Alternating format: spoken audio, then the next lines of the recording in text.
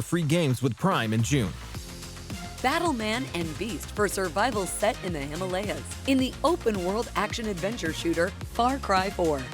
Then, adventure to the high seas as Pirate Guybrush Threepwood in the point-and-click adventure Escape from Monkey Island. Join the WRC Championship to win the most challenging motor racing competition in the world. Build yourself a cat cafe of your dreams in the sim game Calico. Journey with the Astrologaster, who uses the stars to cure the sick in 1592 London. Then, follow Alice on a musical adventure in Across the Grooves. With Amazon Prime, you also get free shipping, videos, music, groceries, and more. Play your favorite games straight from the cloud on Amazon Luna. Go to gaming.amazon.com for all these free games and more. Go where the games take you.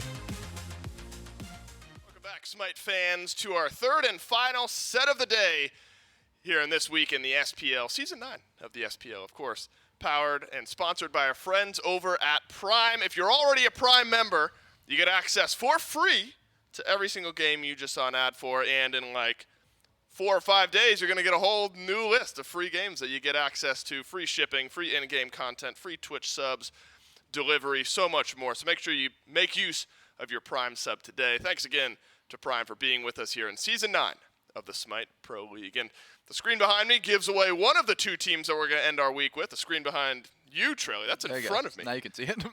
Oh, you were looking at the other screen, telling you what's on the screen behind me. I was worried that you couldn't see the Scarabs logo. Oh, behind you. I Right. see what you were going for there. Yeah, the other team that we've got here, the Solar Scarabs. It's been a weekend of competitive Smite, but I would also say it's been a weekend where the games have largely gone how we've expected, outside of the Camelot Kings and how quickly they dispatched the Tartarus Titans 2-0. But Leviathan's Bolts, that one felt like a toss-up. Leviathan's Kings, that one felt like a toss-up. Oni Warriors stand strong in our previous set. So one final matchup here this weekend in the SPL, and it's the Jade Dragons up against the Solar Scarabs. Scarabs had the first and final set of the weekend. And the Jade Dragons trying to make a 4-way tie for third place happen. Of course, purely in wins-loss. Head-to-head will shift some things up there. And the Solar Scarabs trying to close some gap here. An important set, I think, for the Solar Scarabs to build some momentum going into the second half. We got one more week before the phase is officially halfway done. And the Solar Scarabs, honestly, Charlie, much like the Valkyries, have been a team we've talked about. Okay, now it's time to see the growth, to see the build-up. This team had a good run at Worlds last year, and so now it's building on that. Need to see more of that moving forward here. And a lot of what this team has really grabbed onto, I think, this phase so far, Trelly, have been their carries. I think Baronic has really stepped up. Of course, Stewart has looked really good. Scream has looked really good. But I have been impressed by the growth of Stewart here over these last few weeks. I mean, yeah, the Scarabs as a whole have been very high moments, right? We've seen them take games off of very solid teams. It's just what are they able to do in Game 3? Can they hold on to the leads they build in the early? They're building early leads against just about anyone, and it's impressive to see, but the translation into late game is always what I'm concerned about. More often than not, as the rest of the team starts to fall behind, you look over at that duo lane. Stewart's either even or ahead, but he tries his best to hard carry for the squad at that point, but it's usually the rest of the team that just can't really hack it and fall in line, right? I'm not going to say, I'm not blaming everyone but Stewart, certainly, but it is they fall behind a little bit, and the ADCs are sort of left by the wayside. Stewart always doing his job, but it's hard to continue doing your job when you don't have, tanks to stand in front of you, your jungle setting up for you, that sort of thing. Right, plenty that has to go right in these types of games. Exactly. I look for the Chernobog pick here this set, a 10-1-10 game. For Stu, the last time we saw that Chernobog pick. And then, of course, the Freyas, the Olaruns, picks like that, so important. And good news for you, Trelly, is we'll have Stewart in for an interview here in just a moment. And I finally get to set the record straight on Olaron and the laning Please phase do. and how strong it is or is not. I'll take notes. Let me get up I notepad. want your official stance before we go to this interview. What is your official stance on Olaron in the laning phase? Well, the reason I brought it up is because I think that Olaron didn't have a great early. But the reason that Stu keeps pulling me aside and telling me I'm hold on. wrong He gets to talk about. Okay, well, all right, go ahead. is because, yeah, he's been trying to tell me that. So that's why I brought it up previously. Okay. Now let's let him All say right. his piece. Well, some drama on the pregame interview. Stuart now standing. I mean, high stakes interview here, going into this set. Stuart, let's set the record straight. Olaron, Freya, they've come back into the meta a little bit. Freya, we've talked plenty about how she feels stronger in the laning phase. What is your take on Olaron's laning phase? Do you think he's strong? Do you think he can stand toe-to-toe with the carries and with Freya in lane? In like the early laning stages, yeah, I do. But like when the items get on and like into certain characters, it does feel kind of weaker sometimes. But I definitely think he's like stronger than laning phases early. Still got to scale up as any magical ADCs do. Talk to me a little bit about your specific matchup today into the Jade Dragons. You look at a multi-phased game, early, mid, late. What stage of the game do you think is going to be most important today up against the Dragons? I guess it would be like the early stage because if you like mess up early in the game, you know, you kind of can like snowball into like some bad stuff. Stu, if you could spend all 5 bans on one player on the Jade Dragons, who would it be? Probably Max or Daniel. You think? Yeah. Well, for you personally, taken away from Panda Cat might feel nice. For the team, Pagon has been doing a lot of fun things. Best of luck in your set. Thanks for taking the time. Thank you. So, all right, admitting there, potentially some weakness at points for Olaron, but feeling like it's pretty strong. I don't know. I still feel like I leave with some questions after that interview. Yeah, that's fair. Point being, Olaron, Freya getting themselves back into the meta in a really strong spot. And Stu said one of the options, if you had to ban one player all 5 times, would be Panda Cat on the Jade Dragons. And that's for good reason, because Panda Cat for this Dragon squad, even with half a jersey on, or no, a jersey half on. It's a whole jersey, but it's only halfway on. An important distinction. Panda Cat, you talk about consistency. Any player goes through their ups and downs. But when a team goes through changes and you bring in some new mid laners, having a player who is as consistent overall, if you ignore some individual bad games, but overall in his career, Panda Cat's been a pretty consistent player. Been so important for the Jade Dragons to be able to lean on that out of duo. Yeah, absolutely. I think consistency is a good word for it. Even with these different style of picks in the duo lane, Panda Cat's always got something that he can lean on. Not many people are playing the Hou-Yi right now, but he still has some good lane pressure with that pick and things like that. You want to find an ADC who's able to just build into any sort of meta, and you look over into that duo lane. You're usually leaving them alone. You don't want to try and babysit them. And Panda Cat is that in spades, right? You don't have to hold his hand. He can deal with ganks on his own. He can defend his own buffs. He's able to find a lot of presence in that lane and try and force you. He'll take the 1v1s if you want. Like most of these ADCs are not taking 1v runs right now. They're backing up. They're saying, "Hey, I'm gonna get the wave. I'm gonna get my buff. I'm gonna run away." That sort of thing. Panda Cat will go Hou-Yi and jump on you. He'll try to find as much action as he can. And I think that's part of the Jade Dragon style, right? They look for those 1v1s in lane, and it's a different style of Smite that not everyone's ready to play for. And that's what the Jade Dragons and specifically Panda Cat did in just the last set that we saw the Jade Dragons play in the Game 3 against the Leviathans. Panda Cat plays Hou-Yi, goes 5-2-6, and a good look for the squad. Now, remember, there is plenty of history between these two teams, the Jade Dragons and the Solar Scarabs. The Scarabs had the Jade Dragons number at points throughout the year last year in Season 8.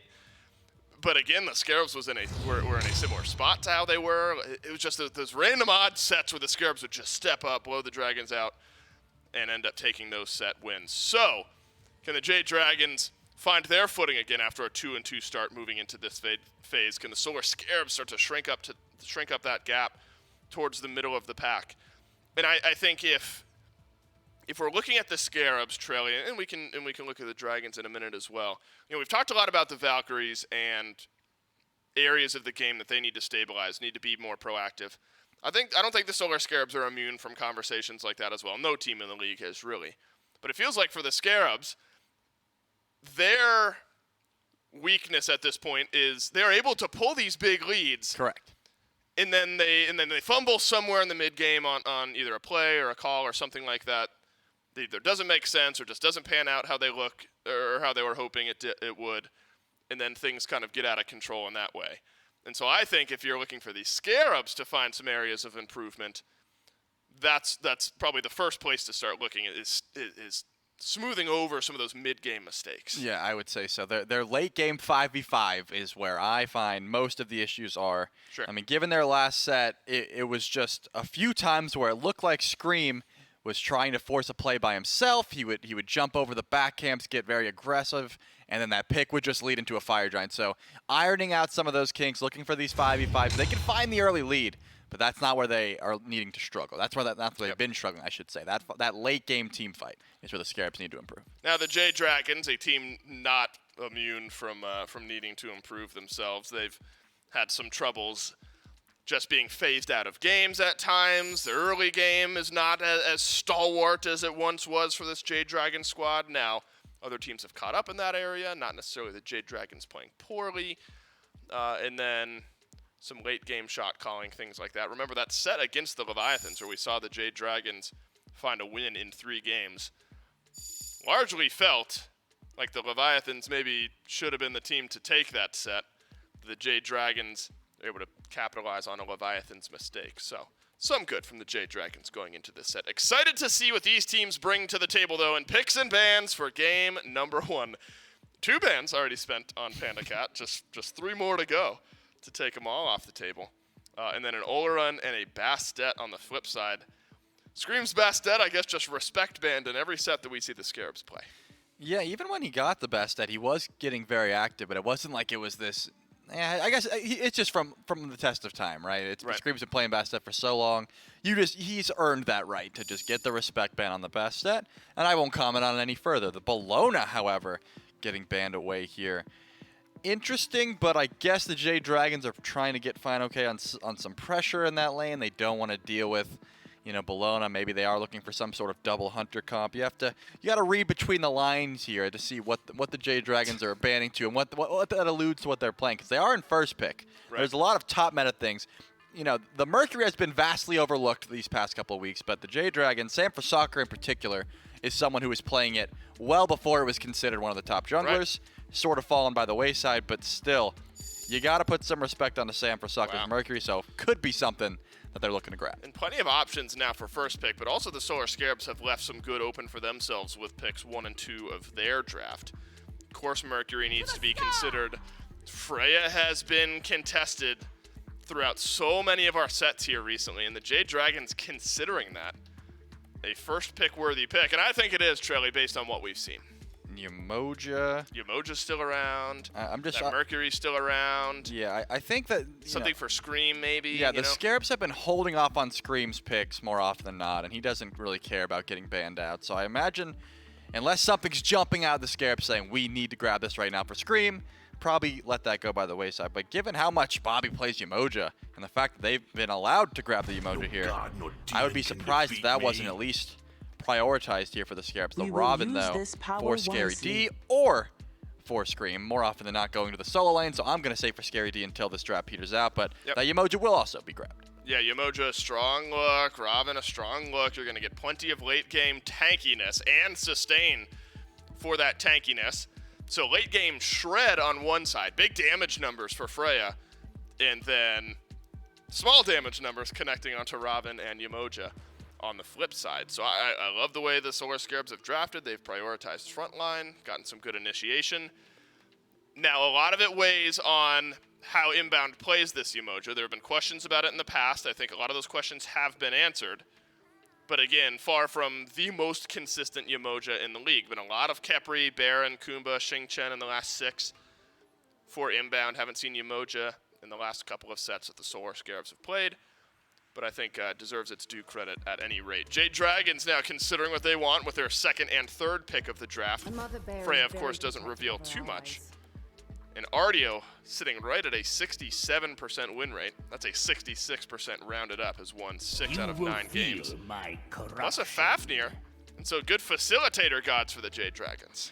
Yeah, no physicals locked in just yet, but with the Freya being locked in and the Fafnir still, I imagine a Hunter could be going the way of Baronic in that. Or this is the Jade Dragons. I am completely I did that earlier. Yeah, well, one for each of us. Well, you only get one, and I'll never make that mistake again. Oh, that's not true. No, I'm just talking about today. Today, okay. Yeah, good. and then it gets a reset. Right, once we you come reset back. each individual broadcast. You get Exactly. Each set. We'll give ourselves some credit. Each set you get one. Okay, there we go. I like that better. So Poseidon, though. let's talk about that Poseidon that got locked in. So now this opens up some questions because surely Poseidon could go to that mid lane. Baronic could take it. But also, given the fact that we assume Scary D's on that Robin, this could just be Scream in the jungle on the Poseidon, going that Doom Orb strat where you're just zooming around the map. This essentially hasn't really told me anything about the draft just yet. Poseidon is very strong in the meta right now. You want to make sure you got some decent confirm on those objectives, and he just farms very quickly. Yeah, I think it's a good look for the Solar Scarabs. I think Baronic has a solid Poseidon. And look, you look back to our previous set, the moments back in the game for the Valkyries felt like a big Kraken can turn around some of those fights. So giving yourself that avenue of re-engage, reinitiation, and re-entry into the game. Smart for the Solar Scarabs. Still needing a pick for Scream is what the Jade Dragons assume the Scarabs have on their plate. So Kali will end up getting banned away. But so is Sanford Soccer. I imagine this will be a jungle-heavy second phase of bans because there is a lot available. And so Susano taken away not only from Sam, but also from Pagon. Remember, that's one of Pagon's favorite picks out of mid. And the Mercury's still around. I am just surprised with how far Mercury has fallen from the graces here, Trelly. It's made its way through what I'm assuming will be all 10 bans. And so is Nem. And so is Neb. The two top. Maybe they realize they'll get one or the other. Yeah, I mean, if we're following the Twitter trends, the two warrior jungles are top tier at the moment, and that's the Osiris and the Erlong Shen. One team will get one, the other team will get the other, and that'll just be the end of it. No one's really banning those away, so that could be the option. The Jade Dragons have their choice now. They will reveal, is this Freya just going to dual lane to Panda Cat, and there's nothing fishy going on, or... Well, I mean, because it's Pagon, right? Maybe Pagon's playing the Freya mid. I don't know. Yeah, that was a Susano ban towards Pagon for sure. Yeah, that for sure. The question is that actually what's going to be picked? Right. And given the fact that a Xbalanque is being hovered, it certainly could be a Freya in the mid, but it also could be Xbalanque mid. We're not seeing Sanford Soccer's pick yet, and the Nemesis that has made it this far through will be taken away. I don't even think that's that terrible because the things that were banned rightfully so. Kleena still does crazy damage, and Susano is essentially two bans in one, so I think that was a great option there. Just Nemesis was just a little bit overlooked. The question ends up being, Trelly, would you rather leave a Freya alone in mid, or would you rather leave a Xbalanque alone in mid? I mean, at the end of the day, I think that's really what it boils down to. I feel like more often than not, we've seen the Freya over in dual lane stuck with a support. Do you think that's what you're looking for here if you're the Dragons? Keep your Freya with the bodyguard hanging out over in duo. Yeah, I definitely think Freya off in the duo lane is almost always better. Just there's less bodies over there. There's a 3v3 in mid, and then you're just left over there on an island with yourself. Freya's very good in the 1v1. A banish into her pulse autos is going to force out relics by herself, and it does look like the Osiris is being hovered, and it will be locked in. So one of those warrior jungles I was talking about does make it through. Erlong Shen just a little bit overlooked this time around, wanting some early presence, and Osiris is going to bring that. The question is the Robin and the Osiris where we think it is, where the Robin's in the solo lane and the Osiris is in the jungle? Certainly could be an option. They also could be flipped, but the mitigations build that is just so popular right now tells me Scary D's probably playing that Rov. Yeah, it feels like, well, Robin could be good in the jungle.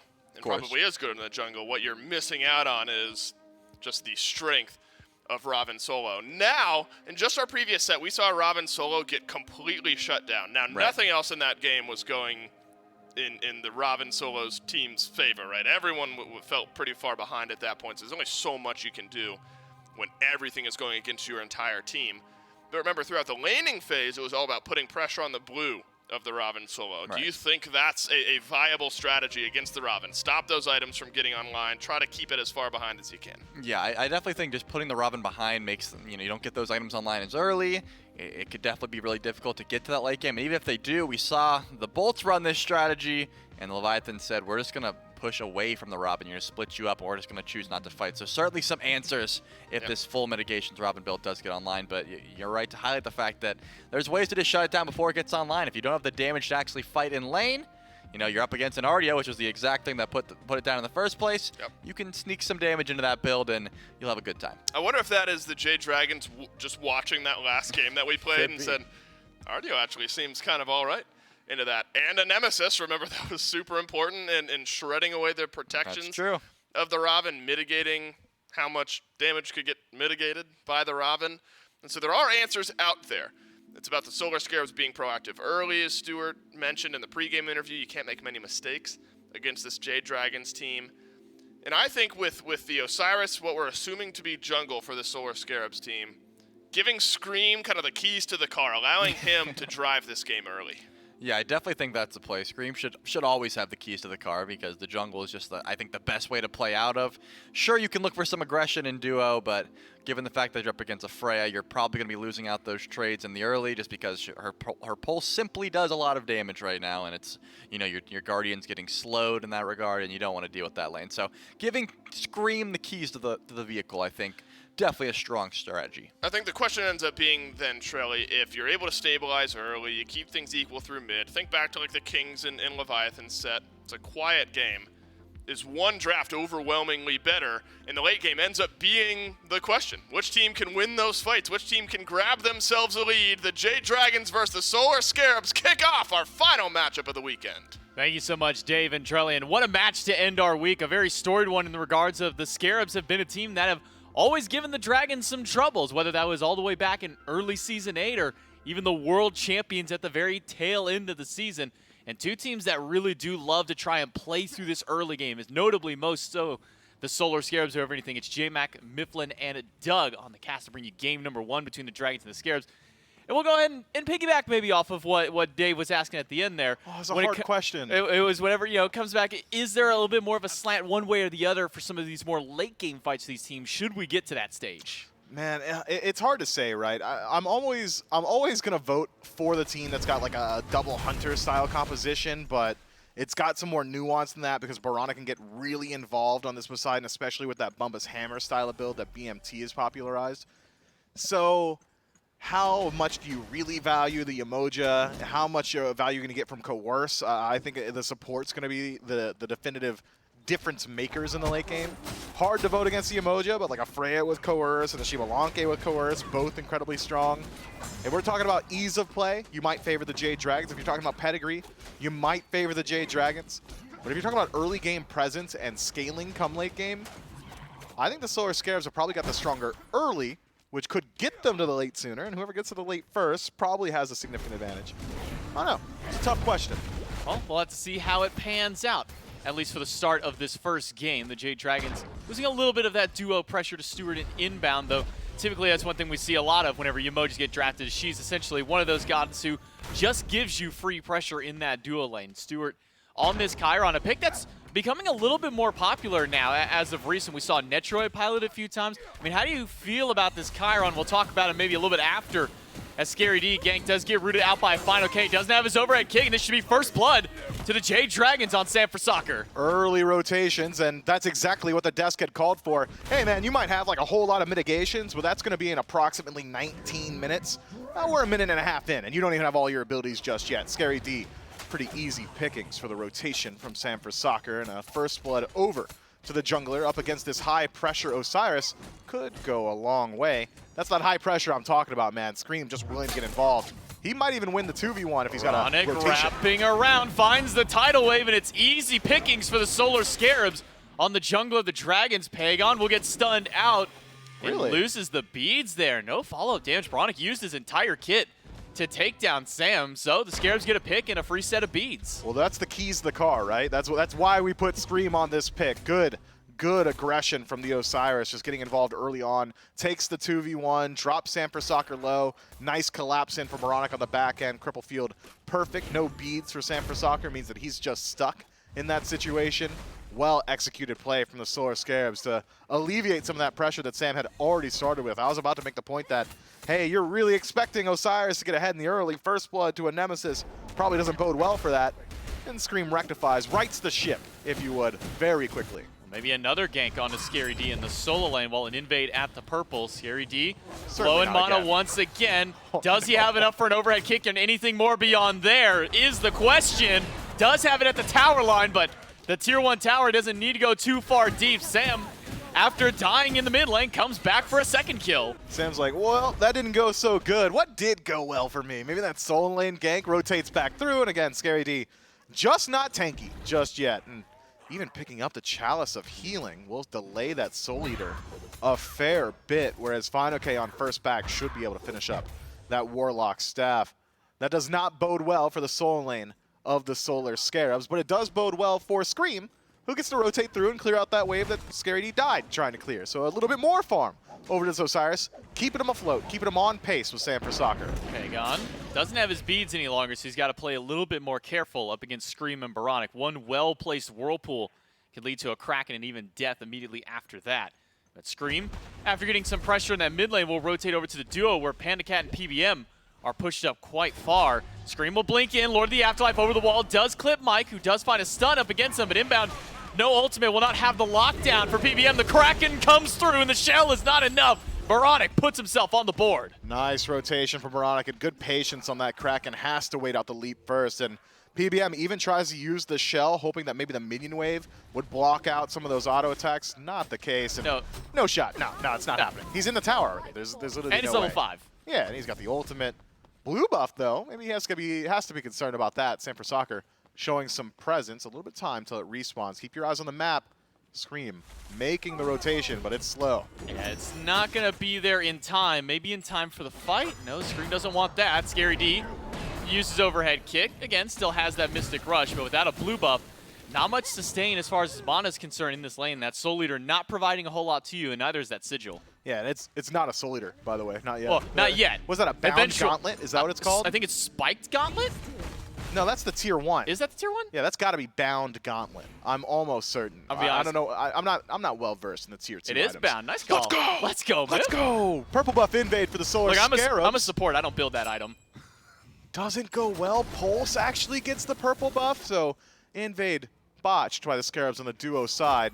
That's a tale of two games, right? You'd hope the Solar Scarabs keep up pressure in the duo. The Jade Dragons, having shown a propensity to keep their pressure in the soul lane, should be able to continue to do so there. 2-level disparity for FineOK. But a botched invade means that the Solar Scarabs are going to wait even longer for an opportunity to start slowing down PandaCat's build. Pagon uses his ultimate. The Kraken will be immune away as Pagon dashes right past it. PBM jumps in and finds a stun against Scream, and that will give enough distance for Pagon to find a way out. Stewart needs all 3 shots, but will only find 2. The slow is good. The Lord of the Afterlife from Scream, and Pagon will still go down regardless. Scream has dedicated his ultimate, though, so he is in no man's land. Easy rotation for Sam for Soccer. Will break the tether, but PBM out of the Dragon with inbound nearby. Gotta think those Riptide's gonna peel you out. Okay, on the run through. Doesn't have Blink to get in. The Riptide will give some distance, but Scream is caught in the middle of 3, and it's Sam once again to pick up the kill. A 3rd one now for the jungler of the Dragons. Such an early rotation from FineOK. TP's in towards that mid tower, does make his way over towards this team fight. Make sure that Scream doesn't get out alive. I wonder how different that escape looks had Scream just kept walking instead of trying to get back into the Riptide. Probably doesn't get him out, but maybe would have forced out a couple more resources from the Jade Dragons. That's not to say that it was a cheap fight for the Dragons. Even just having FineOK rotate should give over some time to Scary D to get some farm, or more importantly, his own buff. Blue buff should be secured here by the Solar Scarabs. Sam for Soccer too busy, as was Fine, to keep up their pressure. So Scream actually alleviates solo pressure by getting caught on the duo side. That's crazy. Probably not the way he wanted to alleviate that pressure over there, but better options. Hey, there's definitely some better ways, but whatever you can get, Now Scary D once again. There's no shot that they kill him another time. Now, he's level 7. There's his overhead kick. He has Mystic Rush, but Sam doesn't quite have enough damage. They put a lot into him, though. I thought maybe he was going to be healthier, but then I remember it's still an assassin, and he doesn't have a defense item just yet. And Scream once again putting pressure onto Pagon. This red buff, the Eye of Interest for Scream. He could be able to steal this one away, but the poison darts from Pagon will zone him out. Yeah, Mike kept inbound and Baronic further back, so that was a solo invade attempt from Scream, who is just keeping up his pressure. Seems he's done trying to facilitate that soul lane. Instead, would love to try and make this rotation over towards PandaCat, and I tend to agree. Anything you can do to slow down this fray is so important for the Solar Scarabs, and so important to slow down anything from the Jade Dragons, who have slowly started to accrue a slight advantage in golden experience. Solar Scarabs will be able to grab a few of these offering camps away. They stole the one on the Jade Dragons duo side. They'll grab the one next to the Arthurian camp on the side of the lane, and they'll be able to get even one by stealing here for inbound. So the first trebuchet of the game will go to the Solar Scarabs. That goes to the duo lane. That should be able to help Stuart get a little bit more pressure in that lane for his team. Should be. Stu, though, won't be trying to get active for at least a little while. Transcendence needs to get stacked up. Once you get in towards that second item in the mace tree, that's generally where you can start throwing around your weight. But we've already gotten to that point. I mean, if you ask that man, Freya's like there already at level 1, but we've gotten to that point where it's become very difficult to box up against Panda Cat. That lifesteal from the Ring of Hecate just so hard to deal with, and no sustain for Stuart means that every fight that doesn't net in a loss, doesn't net a death for either of these teams, will just start to favor the Jade Dragons, at least in the duo lane. Panda Cat just has way more ways to stick around. And maybe now that we do have a moment of downtime before the action, with this Chiron coming back, Nitroid playing it a few times, and now we're seeing it over to Stu. I mean, how do you feel? Well, maybe not so much about that. Kraken beads are going to be used by Pagon to get away from the main damage, but how do you kind of feel about this Chiron right now in the current meta? I think Chiron's in a very good place. I think Centaurus is the bulk of the reason you're picking Chiron. Just 3 incredibly long-range abilities that set up for a slow. How often have we seen a fight start with Chiron just dedicating his ultimate from max range, saying, hey, I'm gonna slow somebody down, and then the front line can close gap and start applying that CC. Death immunity, good mobility, great survivability. I think Chiron certainly has his home in the meta. The only weakness being that you're kind of not allowed to go down that crit tree, which does hurt your ability to look at neutral objectives, but even this ability-based hunter build has its merits outside the fight. I'm talking about tier 1 towers, tier 2 towers, Phoenixes, all really struggle once you start building up this penetration. Well, we do see Bronic going for the traditional Charon's Coin Doom Orb start. That's been patented so much here in the mid lane for these Poseidons, and will likely just go down the exact same tree. We haven't really seen much deviation from the path on these Poseidon builds. It's all been pretty much the same ever since he's made his rise back up, specifically mostly in the mid lane. We saw a little bit of jungle Poseidon at the start of the phase, around Masters, even in phase number 1. But most of it has gone over towards mid lane now. Bronic's going to have to get to the Pyromancer quick, or the Jade Dragons just walk away with this one. Reverse Rebuke out by inbound. Kraken not available to Baronic to try and stop this one out. Final K is low, stunned out, and an ultimate in by Scary D. Final K is healing back as much as he can, but it's not enough health. Scary D, after being down 0-2, will find his first pick and maybe a second one on the mic as the Kraken is back up and Scary D gets the double. All of a sudden, Scary D back and alive, and this match is Scream wants a little bit more. Does not get there in time to steal away the speed buff, but can at least keep Sam for Soccer back. Maybe won't let him pick him up. This is just playing bully. Scream doesn't find a whole lot of value in stopping that, so decides not to. Instead, will take away some of that farm. Pyromancer was pretty valuable for the Jade Dragons, and just trading out Final K.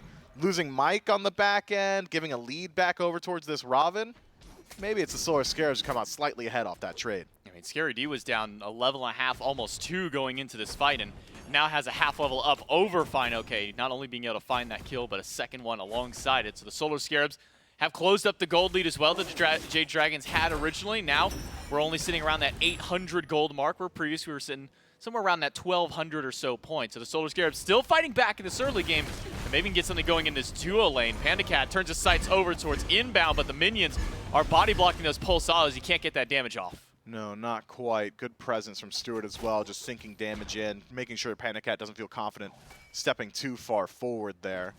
But Panda Cat has just been free farming, and a Freya that free farms generally starts to thrive at around the 15 to 16 minute mark. So I would like to see some presence from the Solar Scarabs over towards that dual lane. Difficult to do so now. She could head back to base, get that Aegis. I don't think we've seen a Valkyrie's Discretion or beads from this Freya just yet either, meaning that first rotation from Solar Scarabs, I think you have to accept the fact that you're probably just not getting the kill unless Panda Cat's like wildly out of position. But removing that defensive capacity is so important for subsequent rotations. You got to be willing to lay the stones, if you would. Sam back over here once again, and yet again another overhead kick from Scary D will stop Sam from pursuing any further. He'll stick around in the lane for some time. Root is good. His first dash in. Second dash will be there, but a Mystic Rush from Scary D means that he will be back under the tower and should be safe. A collapse in could have happened if not for the fact that Scream has already made his rotation over. Scary D still hanging out. Sam's got Blink here, but has to be concerned about the overhead kick. If he immunes the slice and dice, that's the entirety of your kill pressure, and with Scream so nearby, would be very risky to dedicate to that fight. Baronic learns the hard way that Pagon already does a whole lot of damage. A bit lucky with that crit, only at about 20% with Atalanta's bow, but shows that this Chibalanque mid already starting to hit his stride. Yeah, we saw a 342 crit hit early on. Mike, round 4, has the leap to get over the wall, but the Solar Scarabs distracting the Jade Dragons with the Trebuchet in the left lane that Pandacat's got to deal with. Has started up the Gold Fury now, down to a quarter HP. Rivers Rebuke out of inbound and a Kraken to secure the Gold Fury. Mike transforms, and can any of the Scarabs find a way out? A beads out of Screams, double stun onto inbound, and for Soccer on the right side of the fight has found Scary D. The Centaur shots from Stewart doing a lot of damage. Inbound is low, has the shell, but it's not enough to get through the damage that Pandacat has, but that's just a one trade down the support for Fury, and maybe more. It's Polar Bear Mike, connects the stun on a Scary D, separates the fight, but maybe commits a bit too much. Scream turning around the kill. PBM goes down, Scream. No, it'll be Scary D falling out on this one. Pandacat with a double kill on the Freya. The guy who's gotten to free play for most of this game. The first ultimate used is offensively up against inbound. Finds one and then a second off the tail end of the fight. Yeah, Stewart's sitting there like, man, this lane was pretty even a couple seconds ago. What went wrong? We got a Gold Fury, right, guys? All of a sudden, Pandacat's ahead, and the Jade Dragons are starting their siege around this Tier 1 tower. Baronic, without his Kraken, has not got a chance to defend here. So we'll just try and throw out some poke damage, but not enough to defend his tower. So, Solar Scarabs, Gold Fury, fight to the Jade Dragons, and tower immediately afterward might have alleviated all that pressure. Seems like the gold lead is only extended in favor of the Order side team. For now, the Jade Dragons go over towards their Scorpion. They will secure that one. Scream very close on stealing it with that tether, or with that flail, I should say. Scream even standing inside the mist of the Lost Knight. Something we don't see very often. Most of these players walk over, they grab the Lost Knight, they pick up the Chalice offering, and then they leave. Scream holding on to it there for a moment just to see if anybody would step in. Since nobody does, they'll go ahead and steal it away and start stealing some of these camps too. Back Harpies and a blue buff invade by the Scarabs. Solar Scarabs have a lot of people on the right side of the map, but the Pyromancer spawning up as soon as it is. Could be we see another attempt from the Solar Scarabs towards the neutral objective. They got great confirmation. Baronic, very powerful right now, very significant that this Kraken is the hardest hitting ability on the map. No way for the Jade Dragons to steal away from it. Legitimately, as long as he's placing that ultimate properly, there's not a single ability on the Jade Dragons that can threaten it. So, as long as the Solar Scarabs keep their head on straight, they should be able to start looking towards these objectives. Well, Scary D doesn't have a Tier 1 tower anymore. Crits in from Sam, do some good damage. Mystic Rush will get Scary D over the wall, but how far can he run when PBM was already waiting for him on the other side? Ultimate by Sam will slow down Scary D. Pagon has joined the fight, but the autos are all hitting inbound, none of them connecting with Scary D. Meanwhile, on the other side of the map, Pandacat just bullying Stewart into his Tier 2 tower. The Jade Dragons winning out on the fight all the way across the map, able to fall back and start pulling out the Pyromancer, which they take with relative ease. No defense from the Solar Scarabs. Purple buff invade similarly goes well for Pandacat, and the Jade Dragons continue to push this lead in their favor. Now with nothing left on the map, it's a bit hard for the Jade Dragons to continue this onslaught. Maybe you group up and try and take down this Tier 1 tower on left, but Freya may be real strong in the fight. Not really the best at taking down towers. PBM caught out by Scream, and Stewart on the way over to try and put some pressure on this Fafnir. A good whoop from Pandacat will slow down Stewart, but Mike surrounded by 4 means that Mike will go down. This transformation will only delay his life for a few more seconds. Baronic puts down PBM, and the Scarabs find their 7th kill of the game. Centaurus dedicated there from Stu, so now he doesn't have the death immunity available. It's going to be very difficult to gank the Jade Dragon, so even with Mike falling down, he kind of extends the life of Pandacat. Yeah, no way Scream's making the rotation over to this Freya without that ultimate on Stewart, so Panda should be allowed to free farm for a bit longer. 17 minutes in, hard to say how much longer he's going to need to free farm. Pagon Aegis is the Kraken, takes the damage from the River's Rebuke, but that was 2 ultimates used by the Scarabs to get some pressure onto Pagon. They got some for sure, only level 15. Has to go back to base just after picking up his red buff, so he won't even have a chance to go and farm up the minion wave that had just shown up. Sam for Soccer meets Scream, who is lurking through the jungle. It's a group up in mid for this Tier 1 tower. Solar Scarabs have the man advantage. They'll be able to take this one away. They will. Mike caught in the cripple field. Thought maybe we'd see a bit more there, but no Kraken available to Baronic means no chance for the fight, and the Solar Scarabs are able to take away that bastion of safety in the center of the map. The Jade Dragons will not have the easiest retreat path if this next objective fight doesn't go so well for them. Panicat off the mark with the whoop. Does not connect with Stewart, instead just locks eyes. Only Fury spawning up pretty shortly. Gotta think that's what the Jade Dragons have got in their eyesight. Pagon whiffs a few autos against Scream. That tether might just stun up Pagon unless he can find some distance. An ult from Sam onto Scream will put the Osiris at around half HP. The Scarabs are not interested in pushing this fight any further. Interested in keeping their farm, keeping their buffs up. Whoop from Panicat does find inbound, but only one pulse auto after. It was yet another purple invade on the mind of the Dragons. The Dragons on the chase here. They want Panicat. Scary D's made the rotation. Scary D is here, but Mike will jump in and cut off that path. Scream jumps in on his own against two. The Kraken not back up yet for Baronic. It's going to be some time, and because of that, Scream will go down after his engagement. Stewart on the run. Pagon finds one on the Scary D, and it's two from the Scarabs gone. Panicat just given way too much space in this fight. It may have been an initial initiation onto Panda, but since then, he has been allowed to free cast whole lot of damage into Scary D and Scream both. And now the Jade Dragons, they wanted the Fury to begin with, but it's gotten a lot easier. 30 seconds of the grayscale for both the jungle and solo, the Solar Scarabs. The only Fury that will fall. Dual lane tower goes down as well, and the Jade Dragons yet again have extended their lead. I'm thinking Pandacat's at the point in his game where he doesn't even need to go back to duo. He's done. Demonic Grip, Telkines, all the rings. The whole ring. He's running out of hands. He's or fingers rather. That's it. He's already got one full hand complete. I mean, I guess unless you count a thumb ring more than anything else. I don't. You don't? I don't. You don't classify the thumb as a finger? Did you know? You know what? While we're talking about it, Okay. did you know the finger you place your ring on indicates what you're trying to convey? So a finger on the index finger means you want power. I believe the pinky is wealth. Obviously the ring finger's for marriage. Well, that's for the left hand specifically. Yeah, for the left hand specifically. I wonder which rings Pandacat's wearing on his hand right now, where he's got them placed. Fire Giant, the recipient of all those rings damage. Scream showing some presence, but not enough. The Jade Dragons take the fire. And they might even just take the fight after. Scary D gets bailed out by his support with the River's Rebuke, but Mike will walk right past it. The Jade Dragons, they get the objective, and now they can push up the tier 2 tower. No one from the Scarabs here to defend. Everybody is spread across the map on the Scarabs, and they're going to need to come back soon because they're going to have to worry about a Phoenix defense as Final K is already in the Phoenix. Baronic, half HP. The body blocks by Final K are just such a nuisance to deal with. The Phoenix is going down, but so is inbound. His health is out. The Kraken is down. Final K lives through it, but Scary D does not. You might think Pandacat's got a lot of damage because he does, just continues moving forward. Panicat has not once been concerned. Has he used a relic just yet? I'm not certain. I don't think he has. Scream has definitely used his ultimate defensively more often than not. And the Jade Dragons, they take the right side. Phoenix, they take 2 lives, and they could grab even more. Plenty of time left on this Fire Giant buff. It's a call for the tier 2 tower to add even more gold to the pocket of the Dragons. And why not for Panicat?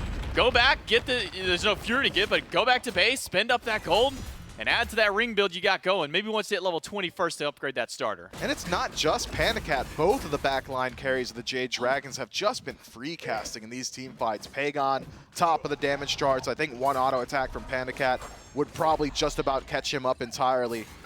The Solar Scarabs struggling to find their presence in the backline, and I think it's the seeds the Jade Dragons had sown in the first 5 or so minutes. Had Scary D had a better laning phase, had he not been accosted so early by Sam for Soccer, the mitigation build would be there by now. But because he's still sitting at level 16, you can't really close gap on a Panicat. He just simply removes him from the game. So Scary D has to look elsewhere on his dive. All right, let's get on a Pagon. Nope, that guy does a whole lot of damage too. So instead, it's like a wet paper front line on the Solar Scarabs, and the Jade Dragons, they are just knives.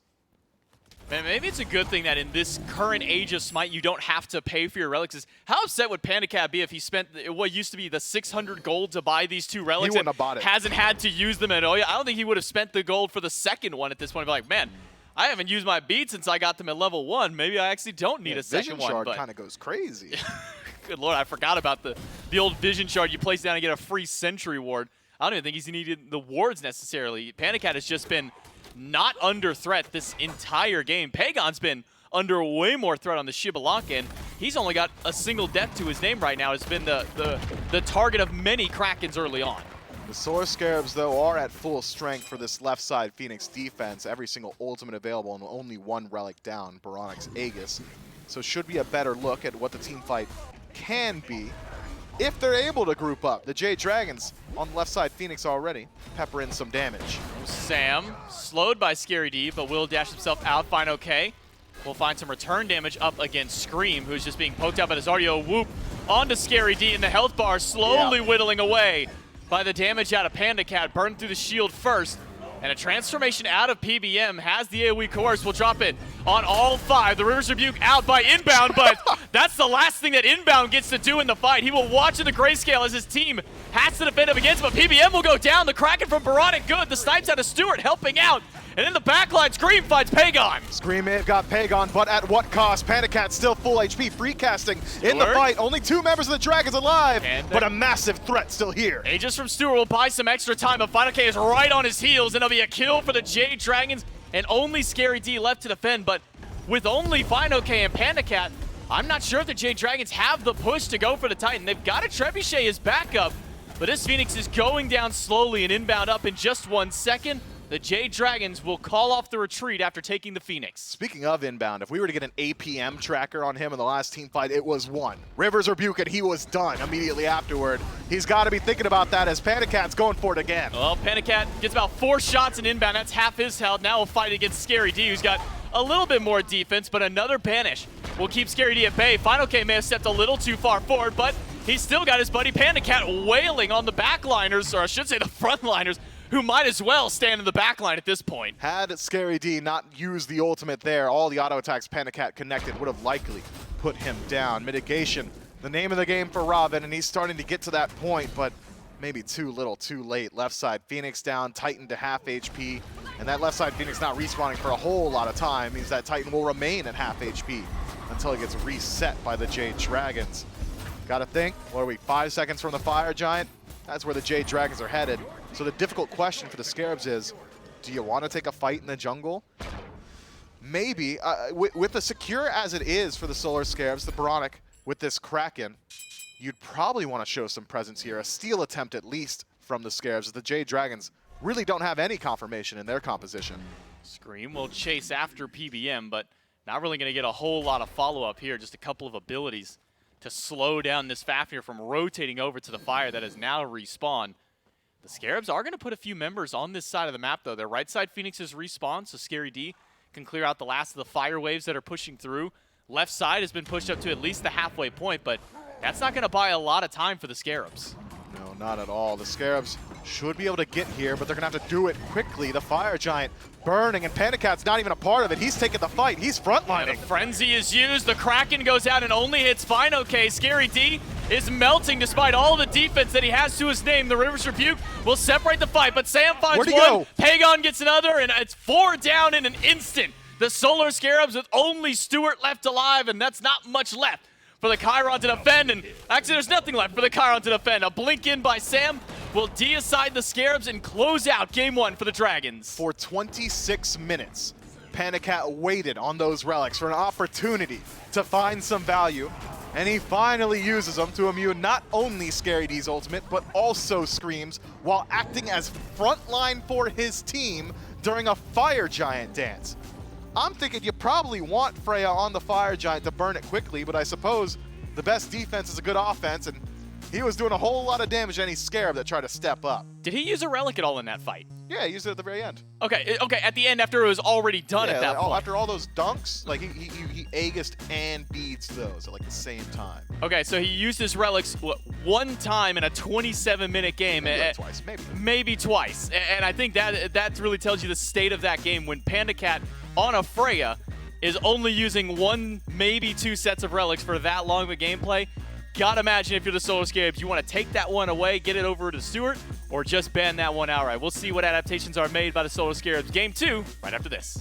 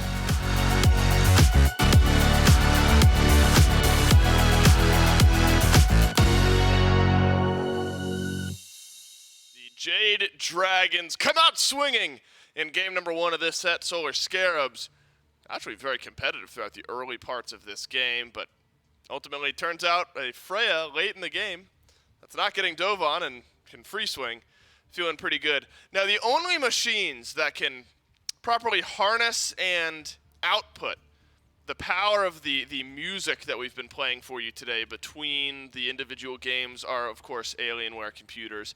And if you want to listen to this music at its highest possible potential, you need to go on over to smitegame.com/Alienware and use code AWSmite09 for discounts on select Alienware gear, because simply any other type of machinery is just going to melt under the raw, unharnessed energy of DJ Unstoppable, or whatever the name is that we've got going for you here today. So thanks again to Alienware for powering us here in Season 9 of the Smite Pro League. And the Jade Dragons are able to find some consistency by the mid-game here, Trelly. And ultimately, we see why a late-game Freya is something to be feared. Yeah, Panda Cat was free casting for a while, and then I think the Scarabs sort of realized, like, wait, Freya's doing a lot of damage, and it looked like, I mean, Scream tried to dive the Freya, and I believe he got like 2 or 3 shots. So it was a little too little, too late. You got to try and keep the. If Freya hits the 7-0, I would say that's the cutoff point where it's like, okay, the game's probably lost. Oh, that's I think where Panda Cat ended, right? At 7. Yeah, so it's like maybe 4-0. You try and put some presence on a Freya, but as the casters highlighted, I don't even think he relicked up to that point in all these clips, but the beads and the Aegis are still up. So I imagine not put onto that much presence this whole game. No, I'm curious how much damage taken Panda Cat will have by the end of this. Oh my goodness. Because it is just a lot of, I'm going to Valkyrie's discretion when Scary D or Scream walks at me. And then they have to leave, right? They can't just sit around beneath. Oh, watch inbound. Bop. Yeah, that's a lot. You know, of course there's help from Sam and Pagon there, the ultimates onto the Umoja, but yeah, 707's the cutoff here, I guess, Trelly. That's exactly what Panda Cat goes. Sanford Soccer had a great game on the Nemesis as well at 6-2 and 10, helped deal with some of the damage mitigation that Scary D and Scream were bringing to the table. Unfortunately for Inbound, the build ends at Thebes, Pridwin, and Emperor's Armor. 24,000 damage, Panda Cat, and then Pagon at 21,000 damage. We're able to scale up just fine later on into the game. So 17,000 damage taken, decent numbers, but the ability to get up and out of those fights really makes a difference here for Panda Cat. And really a great look for the Jade Dragons. And that's the type of game, Trelly, if you're the Solar Scarabs, you go back and to you it might seem simple, it's just don't let them get the Freya this time, and maybe that late game looks different. Yeah, that's kind of my thought process here. Is I don't think that was necessarily a bad thing for the Solar Scarabs that game, because they realize now, they had some high points if that Freya doesn't hard carry the game away. Right. And so for picks and bans for game 2, are the Solar Scarabs going to ban away the Freya? Because Jade Dragons in that first pick slot, we're happy to take the Freya and give the Umoja over to the other side, give the Robin over to the other side. Later on in the game, you just had enough damage. Get the Nemesis as well. That helps, as we've already talked a bit about. So would you like to see a Freya ban, Trelly, here in the first wave if you're the Solar Scarabs? I mean, yes, first of all, but I'm confused as to... I guess it doesn't matter. They'll get to be first pick eventually. The Scarabs could have tried to get the Freya. Stewart loves that character, but I guess... more stock into the Oleron, and you'd rather just... They have a game plan, and they're going to stick to it. Hit with the Chronos. Yeah, maybe we'll see another magical ADC out there, right? maybe we'll see the Soul come back. We'll have to keep our eyes on it. Barracuda's not playing in this one. Yeah, that's true. That's a Barra pick. And the Jade Dragons have consistently banned away the Oleron, and right. So the Solar Scarabs have their option now. Are you going to take away that Uller? Are you going to take away that Freya? Yeah, right. Or are you going to have an answer to one of those things? Yeah, right. It does seem like whether the Uller is left open or the Freya is left open, one or the other is going to Panda Cat. Though you could leave both open and pick one or the other. Panda would grab the Freya or the Uller just fine. And then whichever one gets left open after the Freya or the Uller gets picked by the Jade Dragons, you could pick for Stewart, because Stewart loves both of those picks. So there could be some value in that. They're keeping us guessing, Trelly. I'm just imagining Panda had his phone there, and he's like, just went 7-0. They're about to give me Freya again, lol. And that's what he was doing. Right, just tweeting something. Yeah, exactly. Just mid-set. Yeah, he's not worried. Look at him. That's a relaxed ADC player right there. He's swiping. My man is unconcerned. He's like, I don't care what they give me. I'm going to go 7-0 again. Well, it's good for my fantasy team. It ends up being neither Ullr or Freya. Ends up being an RDO ban. It was a strong look for Fine OK. And actually, a lot of what we wondered would play out around that Robin did come to fruition. An RDO pick. They were able to get a couple of kills early onto Scary D. The Robin never got to scale point. And so lots going in the Jade Dragon's favor, even if the game felt somewhat even throughout the first few minutes of game time. And Freya left open. Freya picked yet again. So 57% win rate. Not a pick that immediately wins you the game. Of course. But it did win game 1 for the Jade Dragons. Yeah, and I think that's the difference maker. The Solar Scarabs had to know this pick was coming, and, you know, again, if it doesn't get off to that great of a start, the Robin does have a pretty solid way of dealing with it. It's just that, you know, the build was, you're a full build Freya up against a Robin who doesn't even have like an upgraded starter item. It's just not going to work out. So if the Solar Scarabs, we already talked about this, that there was a lot of high points in that game for them. So if they're able to mitigate what this Freya was doing, then they've got a much better game. Whoa! One. And so now it's... Wait. I didn't know what you were Sorry, blowing. I broke. I don't blame you. My fault. It took me by surprise. It took me by surprise. Yamoja and Ullr, the two picks for the Solar Scarab. So it does end up playing out how we figured it would. You leave both of the picks open. You get the one that the Jade Dragons didn't go for. Yamoja got shredded by the Jade Dragons comp in game 1, but still a good pick, right? You can't just let Yamoja go to Mike, let that one go by the wayside. But you give a Fafnir over. Osiris this time to the Jade Dragons. Again, could be Fino, could be Sanford Soccer. But 70% pick ban rate seems to be climbing for the Osiris. Yeah, I would say so. And given the fact that they have that Fafnir, going to get the benefit from the auto attack stim as well. So the Jade Dragons are doing their homework as well, just trying to counter out the fact that, you know, the Ullr got through, so the Scarabs have some early presence there, possibly matching up against Freya in that duo lane, you know, trying to shut some of that down. Or, actually, never mind. We see that, well, there's still some flexibility there, because that could be Scream once again on the Poseidon. We saw Baronic have a great game 1, but also could be in the jungle. So I'm not going to, you know, point anything 100%, but I think Ullr would match up nicely up against that Freya. It's an interesting matchup where if the Axe hits, you pretty much win that 1v1. If the Axe misses, you better be jumping out because she's able to just trade back way too much damage. More buttons on the Ullr. Yeah, he does have more wins the button battle, and that's the all-important battle here today. So both teams now looking towards their second wave of bans. Honestly, a similar spot, though the Solar Scarabs, assuming that this Osiris is going to go solo, they're going to take away the Nemesis. The Jade Dragons also could take away. Again, I guess it depends on what you assume or where you assume this Poseidon is going. Are you sure that it's mid for Baronic? Are you sure that it's not Scream? I mean, again, feed the hot hand, and it was a good game on Poseidon for Baronic in game 1. And it looks like the Dragons are figuring that that's exactly where that pick will go as well.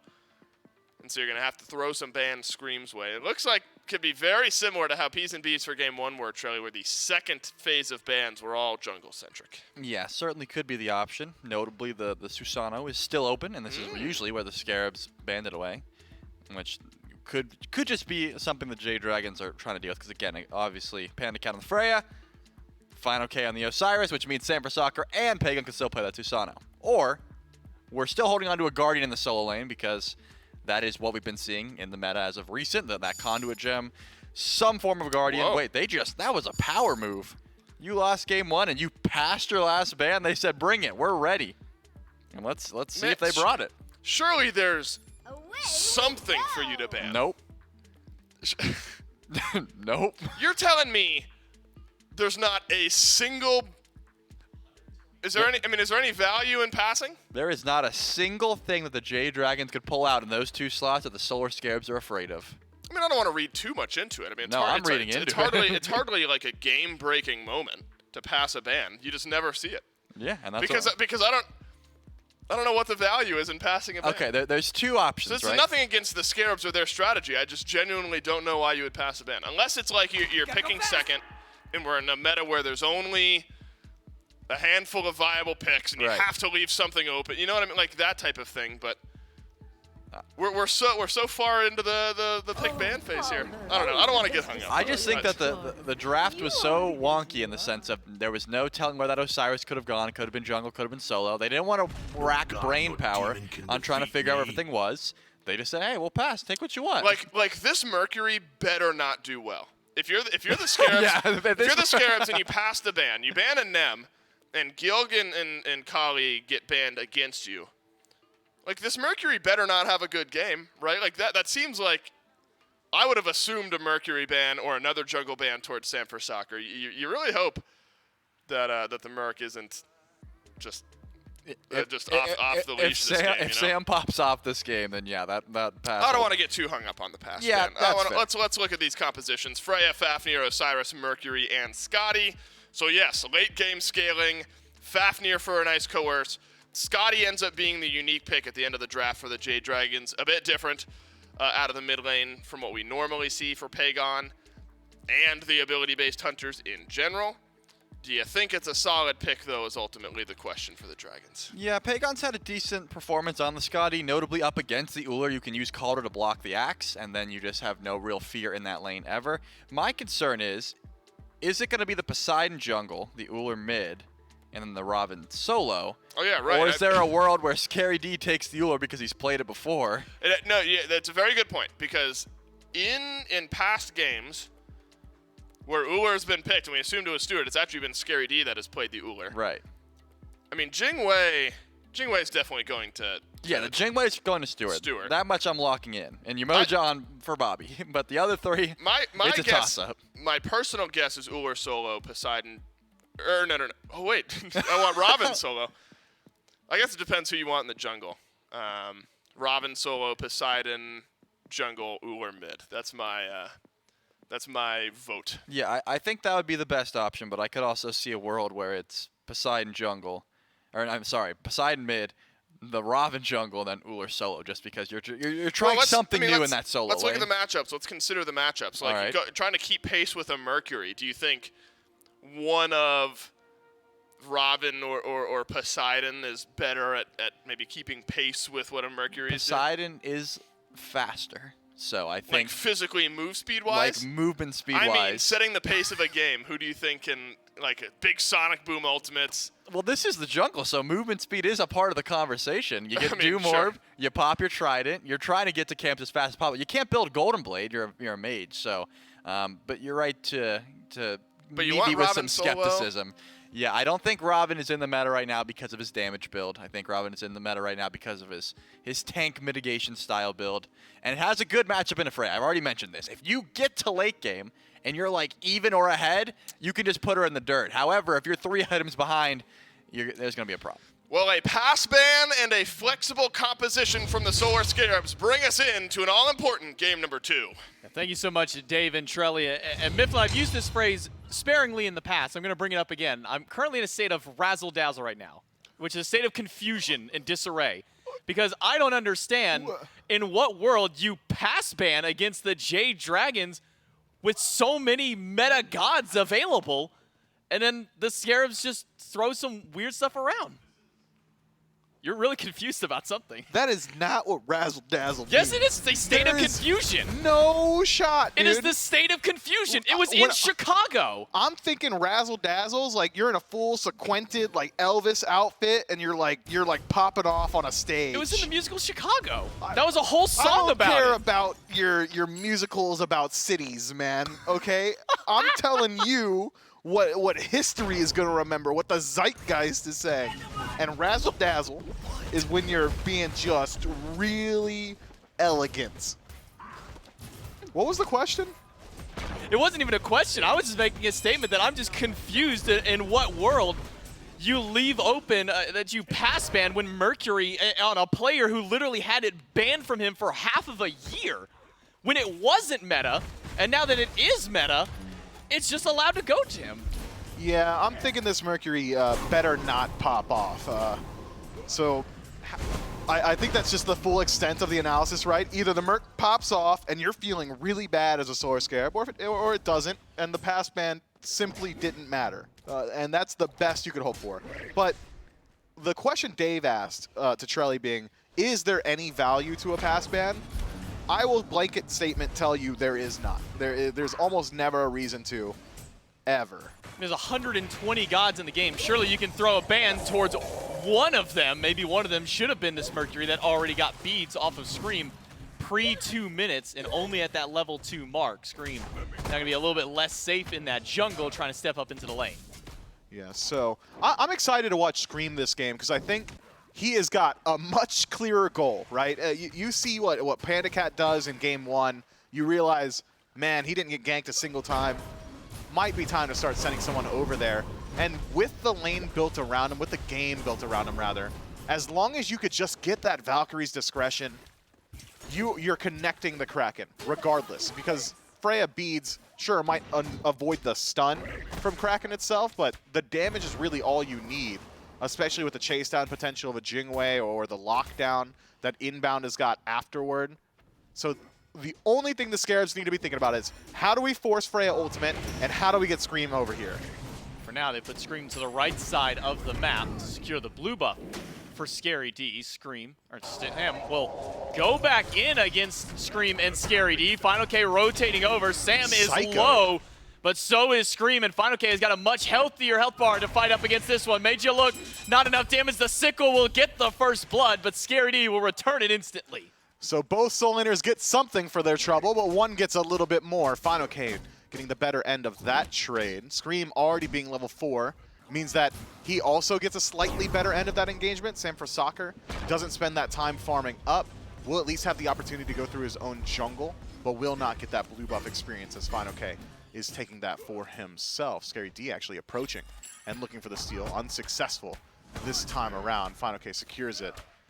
That is a wild initiation from the Jade Dragons jungler. I looked down at his relics thinking to myself, maybe he's got like Aegis and that's the plan, he's just gonna Aegis bait them.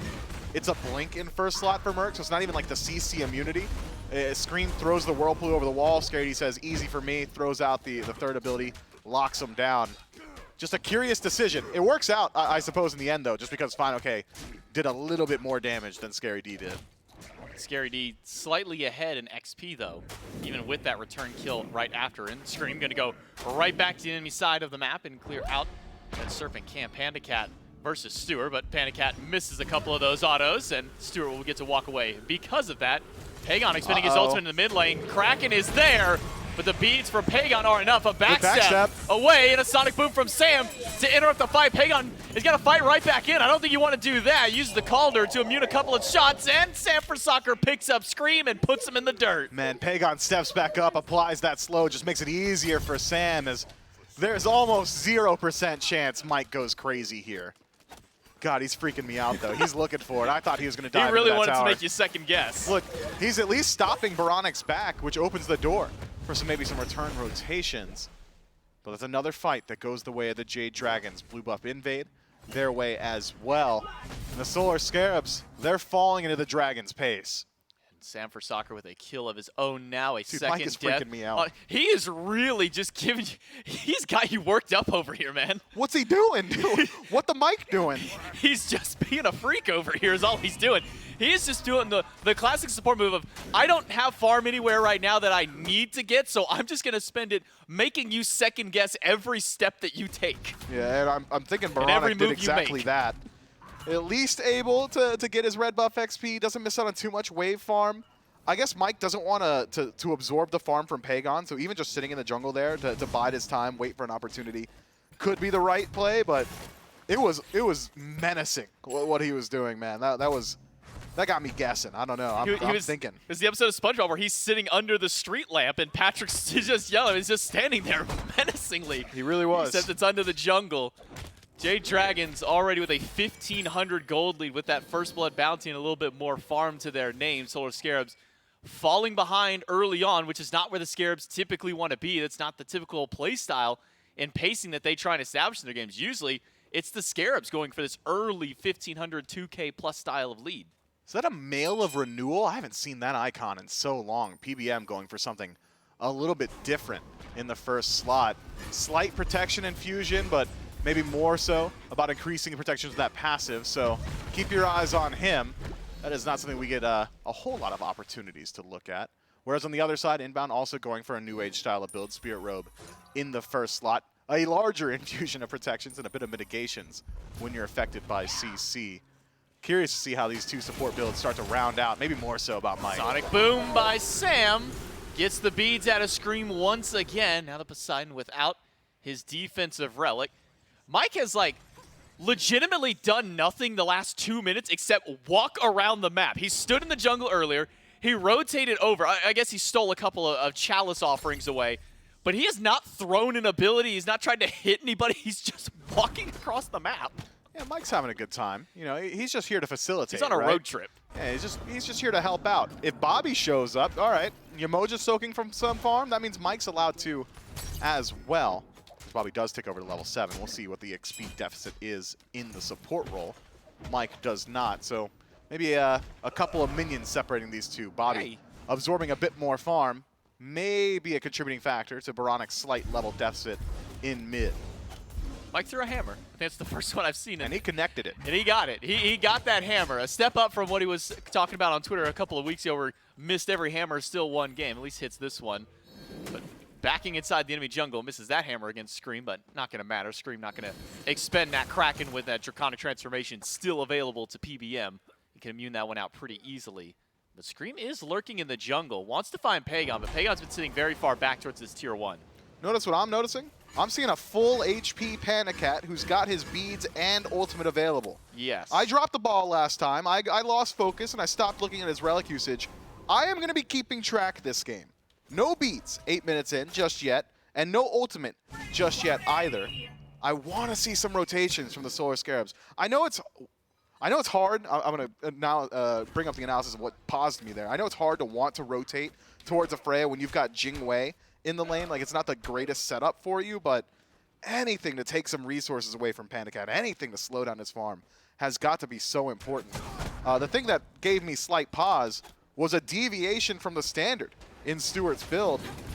It's an Executioner first slot. And a Gold Fury start by the Scarab. Sam has Sonic Boom, but will be blocked off by the River's Rebuke. He's going to stand by and just watch as it goes down as he bonks into the wave. PBM will transform. It's 4 of the Jade Dragons on the left side, but nothing to gain beyond there. Good disengage from the Solar Scarabs, though. Phenomenal objective play. And just the wherewithal that, hey, man, there's nothing left to fight over. Let's go ahead and get on out. Because that's, I think, the majority of the stumbles in the initial match of this set was the Solar Scarabs get an objective, and then they stick around a little bit too long. A couple of people fall down, or they chase out the Jade Dragons after they got an objective and then stick around too long. So good to see the Solar Scarabs bringing in just some classical Smite play. Pagon tanking up the tower because Inbound stepped in front of a couple of those autos, and now Pagon could go down with one more place shot by Baronic, but with the shell from PBM, that will make sure to get the mid laner out.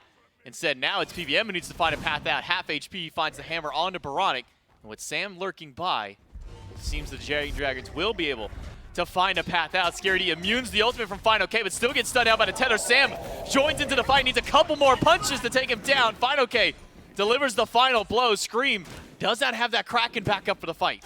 No, so he's just going to have to watch Sanford Soccer disengage on that right-hand side. And I'm still looking at Pandacat, who is still on the purple buff, still stealing away these objectives, and still has every single one of his defensive abilities available. Valkyrie's Discretion and the beads. It just seems like a strange decision, doesn't it? It feels like Stewart really has been stepping up for this team. He's been one of their main win conditions. Maybe facilitate that at least a little bit, but instead just passively bleeding out on the opposite side of the map. Panicat just not under fire. It was what, like 13 or 14 minutes into game 1 before we saw an ultimate out of Panicat. Oh, and by the way, he used it offensively against Inbound at his tier 2 at his enemy tier 2 tower line at that. Tier 1 tower in mid will go down to the minions and some of the assistance from Pagon. The Jade Dragons are slowly bleeding out the Solar Scarabs. Slow? I mean, we're 11 minutes in. 11 minutes in, 3K, and it's I'd call that incline a slow incline there. I mean, if this was 3K like 3 minutes ago. Maybe steady, not slow. Slow and steady. That does win the race. But I don't know. I would argue the Jade Dragons have brought a pretty quick pace to this game. It's been constant action across the map. Anytime a tier 1 tower is going down that quickly, something has gone wrong. The Solar Scarabs will be forced to step up here. The Jade Dragons have got a whole lot of presence on this Pyro, and it will go quick. Sam, Mike, now Pagon finally joining. Half HP on the Pyromancer. Scarabs a little late to the party, and the Pyromancer not going down as quickly as they'd hoped. A Sonic Boom in the back finds two, and the Kraken will take away the Pyromancer. Rivers Rebuke out of inbound will at least get him out of danger, but Final K can walk right through that wall. The Riptide will not get enough distance, but it's just Final K up there. Nobody on the Scarabs should go down just yet. Meanwhile, on the left side of the map, Panda Cat's in the green buff, I suppose, up against Stewart, nearly soloing him yet again. God, it has just been Bully City over there, and yep, Bede's still up. Aegis just now coming back up. Well, he had his ward relic before. That was the cooldown. Okay, so that it wasn't an Aegis used. No, he bought it, and I saw him go back to base, pick up the Aegis, and went, what a useless relic. Yeah, you know what? I appreciate you for keeping me honest. And now the Jade Dragons, unhappy with losing the Pyromancer to the Solar Scarabs, are just going to try and do it to Scary D, who up-downs. Oh, no. He up-downs those? Maybe he didn't find the full turn over the wall. Maybe he thought he had enough damage to kill Sam. I don't know. Killing Sam would have been good.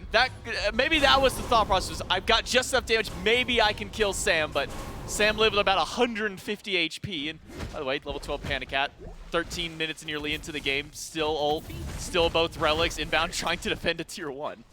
Yeah, so inbound successful this time around, keeping his tier 1 tower alive. The Jade Dragons, they just have complete control of the map right now. I can't remember the last time in the last 13 minutes that it was the Solar Scarabs getting aggressive. They have done a really good job. What was the Gold Fury, I believe? That's probably the last proactive play we've seen. But outside of that, it's a Pyromancer steal that keeps the game at least slightly even, but it's just the Jade Dragons everywhere. Another gank onto Scary D. No ultimate 2v1. Good Dash juke. missed by Sam, though, and that'll stop the fight. At least for the Jade Dragons, a blink out by Sam guarantees that he gets back to safety because there were 4 Solar Scarabs on the way to the right-hand side of the map to try and punish Sam for his aggression. So Scary D lives through another engagement, and that's a plus for the Solar Scarabs. It is. Scary D had not got the ultimate just back, so having just teleported into lane, had the dash connected from Sanford Soccer, could have taken out his life and would have really put Scary D significantly behind in this lane. So great play, great juke to avoid that aggression from Sam. Nearly turns around the engagement. Scream was so close by, had the root connected from Robin. Sanford Soccer is just dead there, at least losing out on the beads. But instead, blinks to safety and heads on over to the Oni Fury. Oni Fury melting to the might of 3 Dragons. Panda Cat shows up to try and make a 4. Rivers Rebuke out of inbound. Can it be enough to steal it away? Inbound's life will go down, but inbound still steals it away. I gotta imagine that was the bubble or a Moonblast that stole one away. It was 65 damage from inbound's first ability to take that one. Stewart fighting up against it. That's the first beads usage by Panda Cat. A Kraken out of PBM will take him down. Scream finds 1 in the fight, and Panda Cat now on the run. Is able to take away a whole lot of relics from the Solar Scarabs before he uses those beads, though. Aegis off of Stewart means that the next engagement likely will favor Panda Cat yet again. But props to the Solar Scarabs, man. Their objective play this game has been very good. The initial Gold Fury pull-out was just a clean objective call and disengage, stealing away the Pyromancer and the gold, and now taking Pagon's life in mid. The Solar Scarab showing some signs of life. This game has very quickly gotten back to a neutral state. Yeah, this one's not slow and steady. This is a quick turnaround by the Solar Scarabs in game number 2. 15 minutes, what was a 3K lead has now been dwindled down to essentially nothing as the Scarabs have brought that back. The XP is even throughout. Scary D staying alive on that right side with how much got forced to be used against him to try and take down this Robin. Left up for an open path. And maybe the biggest silver lining out of all of it is the Scarabs actually forced a relic out of Panda Cat. The beads and the ultimate were both defensive. But here's the thing about beads and ultimate for Panda Cat. They're down, but if no one's making use of it, it's as if it did not happen. So I want to see a rotation. That was the hard part, right? You don't think Stewart can force those on his own. Oh, fine, okay. Maybe now, with them down, Scream could rotate over. There's an early fire giant. That is wishful thinking. Fine, okay, nearby. Could have stopped that on his own. Mike nearby could have stopped that on his own as well. But just a heat check from the Solar Scarabs and the Jade Dragons. Well, they were there. They scattered real quickly as soon as Final K turned around that corner. Scary D kept trying to egg Final K back into the lane, and Final K's like, I don't know about this. And It's kind of sketchy. kind of walked himself around the corner and saw everybody else on the Scarabs and, so this is what the setup was all about. And Final K, third item, something a little bit different that we don't see as often. Typically, it's the Witchblade when you want something for more auto attack speed reduction, but Final K's gone for a Midgardian Mail third slot. Triple auto attacker composition, even to a certain extent, Scary D, if he wants to stack up that passive, will have to auto attack. So applying a slow to anyone who connects with you, pretty important, I think. Final K just fine to go towards that as Panda Cat forces out the airstrike, starts putting pressure into the tower, and the rest of the Jade Dragons nearby, making sure nobody on the Solar Scarabs can rotate in and stop them. 25 seconds till beads, and then Panda Cat will have all of his defensives back up to himself. A red buff invade attempt by the Jade Dragons does not get them anything. And a Pyromancer pull. If anybody on the Scarabs is alive around these objectives, Jade Dragons have got to be mindful because they have lost every single one of them that they have pulled in this game. Agreed, especially considering that even in best case scenario, the confirmation belongs to the Solar Scarabs. Kraken still one of the hardest hitting abilities of the game. Even Bladed Arrow, Hail of Arrow combo from Veronica, probably a pretty confirmable steal tool. Pyromancer pulled out yet again. Bobby shows some presence, but it's not enough to dissuade the Jade Dragons, who are setting up their wall. All 5 of the Scarabs have rotated over, though. It's a full 10-man game on the right side of the map. Final K will get rooted out in the Fire Giant pit. Will take some damage from the 3 chasing him out, but not enough to really put any threat on the solo laner. The Jade Dragons are finally able to get themselves their own objective. They finally secure a Pyromancer for themselves, but looking at the gold, it's actually been able to spike slightly back up towards the Jade Dragons. That 300 gold that separated the teams earlier, Dragons have just netted it all right back up. The largest disparity we've seen so far this game is 3,000, and the Solar Scarabs did a good job mitigating it, but as you said, the Jade Dragons have begun their slow ascent back to that point. But with the game as even as it is this late, you got to start evaluating how these compositions line up in the 5-on-5 engagement. And I think the conversation kind of begins and ends around these ADCs. Panda Cat is just doing a whole lot of damage. Pagon cannot get out of the rivers without some help from Mike. It'll be an Aegis and a Phantom Shell used. But as a red buff invade, that's good by the Scarabs. A Sonic Boom by Sam gets the beads out of Scream. A root from Pagon forces the jump out of Baronic, and the Riptides will make sure to get the Solar Scarabs out. A lot committed by the Scarabs to not just steal that red, Fire but Giants. also find a retreat out. Final K zoning 4 and not taking a lot of damage. Meanwhile, the rest of the Jade Dragons setting up around the fire. Even Scary D has made his path in, but he is very low on mana, not much. If a full team fight breaks down, the Frenzy has been popped, the Kraken has been used, but Final K just doesn't care. He is W-keying to the enemy backline. Stewart and Baronic both so low. Inbound takes a couple of shots as Scary D initiates, but it uses Sam. the last of his mana. Sent for Soccer dropped low, but will disengage. Panda Cat doesn't find enough damage to take out Inbound, a TKO on 3 different Solar Scarabs, and most of the Jade Dragons as well. Scary D, the only healthy one on the map as far as HP is concerned. The Jade Dragons put a lot of threat on that fire, but a good answer back by the Scarabs. Man, this particular match in the set, I think there's a terminology in boxing that we have for matches like this, and it's called just swinging. You're not looking at what your enemies are doing. You're not placing your jabs. You're not looking for the spacing. You're not using the footwork. These guys are just going for wild haymakers left and right. The Solar Scarabs at the 14-minute mark pulling out the Fire Giant. That Fire Giant call there from the Jade Dragons. Just incredibly risky plays that could win or lose you the game. Balancing on the knife's edge between these two teams. Maybe a bit more thought put into this Gold Fury dance. The Solar Scarabs are grouped significantly, but the Jade Dragons still strong and nearby, should be able to put up a fight and defense, especially considering Panda Cat maintains both of his relics, and looking at the Solar Scarabs, all 3 of their shells on cooldown. And a lot of their beads, still 60 seconds till the nearest set of them are up by Scream, but Clean. A Primal Fury, a nice and easy, quick pull by the Solar Scarabs. They can grab themselves another objective. They've been the main provider of having those objectives, that most of them this game have gone their way. And again, the gold lead that the Dragons built up, knocked right back down. Final K gonna try and put a little bit more towards the Jade Dragons by grabbing this tier 1 tower. But there's still a few more towers left for the Solar Scarabs to defend against. And Final K, the only one to maybe be around for this Fire Giant start that the Scarabs are posturing towards. Scream gonna try his best to throw out some damage, but will not connect as the Solar Scarabs again have pulled out the Fire Giant. They know Panda Cat's on the opposite side of the map. Advantage of the Scarabs for just a moment. Sonic Boom through a few members in the backline. Sam gets away from the Rivers. The Fire Giant has not been leased just yet. And Final K in the back finds 4. Kraken doesn't find anybody. And Stewart gets the airstrike out, but PBM has gotten back into the fight. Finds the stun against Scary D. Gets the Mystic Rush away. But now that Panda Cat has rejoined the fight, the Scarabs are much worse for wear. Riptide gets inbound out, but Panda Cat now here is wailing away at the damage onto Scary D. A couple more shots are all that's needed. Valkyrie's discretion not enough. Stewart finds the first kill, and it's onto Mike instead. Very nearly able to hit Pater to the Jade Dragons, but a triple shell drop from the Solar Scarabs will keep Scary D alive and bait in the Dragons on that fight. Scarabs now for 30 seconds will not have to worry about the support. Baronic will have to worry about his HP back to base. Lord, and Scary D has come back. There's no shells this body time. bag? Sam finds Baronic in the backline. Scary D boxing up against Panda Cat, still holding on to both of his relics, by the way. Will chase him down. Final K in a lot worse position. Stewart finds a pick onto the solo laner. Scary D will fall down to Panda Cat.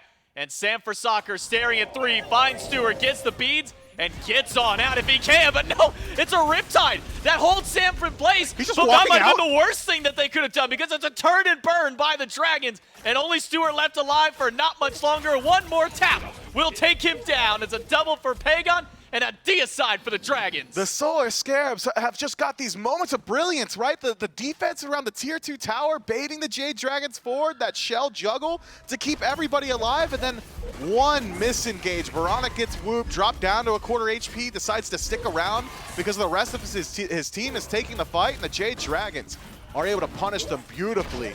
Fire Giant on the tail end, putting the final nail in the coffin. Meanwhile, Sam for Soccer just taking out the Tier 2 in mid. Clean play from the Jade Dragons. And even in these scenarios where the Scarabs are getting kills, the priority target, singular priority target, has survived and thrived. Beads and Aegis still up for Panda Cat. One set of beads this entire game, maybe even the set. Again, we didn't really fully check at the end of last game how much has been used, but Panda Cat, again, just going essentially untouched throughout these, undeterred by the damage, the CC that the Scarabs have thrown out. He is the embodiment of a free caster at this point. We make the jokes about all the time, oh, he's just in the backline getting free. He is. He just gets to do it 2 games in a row. It's unbelievable. He's making it. He's like, I'm going to talk directly to the anime fans. It's kind of tilting me, honestly. Directly to the anime fans. I'm going to go for a deep cut here. There's a show called Kuroko no Basket. That's Kuroko's basketball. There's a guy in that show, you can't see him. He's like John Cena. That's Panda Cat right now. He's just getting ignored. Baronic jumps in against Final K. Sam uses his beats to get out of the fight. Final K uses his ult to go back into the fight. Finds 3 with the tether. Will only stay connected to one of them. It's Scream who gets rooted, turned, and burned. Pagon finds a killing spree in the midst of the fight, and the Solar Scarabs on the run. By the way, all that without Panda Cat even. He's pushing the left lane. Yeah, Panda Cat's just, he's living his best life, man. He's playing his own pace. PBM, transformation to the dragon. Could be a quick engage here, or maybe you're just looking to take out the Phoenix while Scream is dead for the next 35 seconds. Sonic Boom being charged by Sam. Mike and Final K go in. Where will the Sonic Boom land? Scary D goes to the front line, and the back line goes Sam to try and fight inbound, but he will not do so. Inbound squeaks by with a last sliver of HP. Scary D just managed to get to that Riptide, and Panda Cat doesn't have the damage from the ult to close out the kill. Left side, Phoenix will fall down. D-transformation from Mike, and a nice hail of arrows from Baronic to secure the kill on Sam for Soccer. Not only the kill, but securing the life of that mid Phoenix. Now the Jade Dragons will have to fully disengage, probably towards this Primal Fury that's spawning up very shortly. A good look at the Jade Dragons and a broken base for the Solar Scarabs. Reset, wait 40 seconds, rinse, repeat. You got plenty of time on this Fire Giant power play. Or even a pick here. Oh no, inbound walks up, and he's got just enough Omi for a single Riptide and nothing more. Stewart's health bar also gone. Used the Aegis to delay his life a little bit longer to try and fight back. And he lived a lot longer than I thought he would. Final K closes one, gets the ult onto Scary D, and well, Scary D's got some mitigation, but not enough. He is being melted away by Pagon, Panda Cat, and Final K will keep up the chase. One more whoop for Panda, one more kill for Panda, and another one for the Jade Dragons to keep up their push. Bobby's only dead for 20 more seconds, so maybe not certain the Jade Dragons have an opportunity to look for an end here.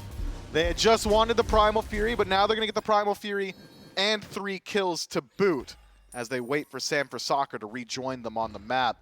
Just a strange engagement there from Bobby to step up. Bates, Stewart out of position, forced to use that airstrike defensively.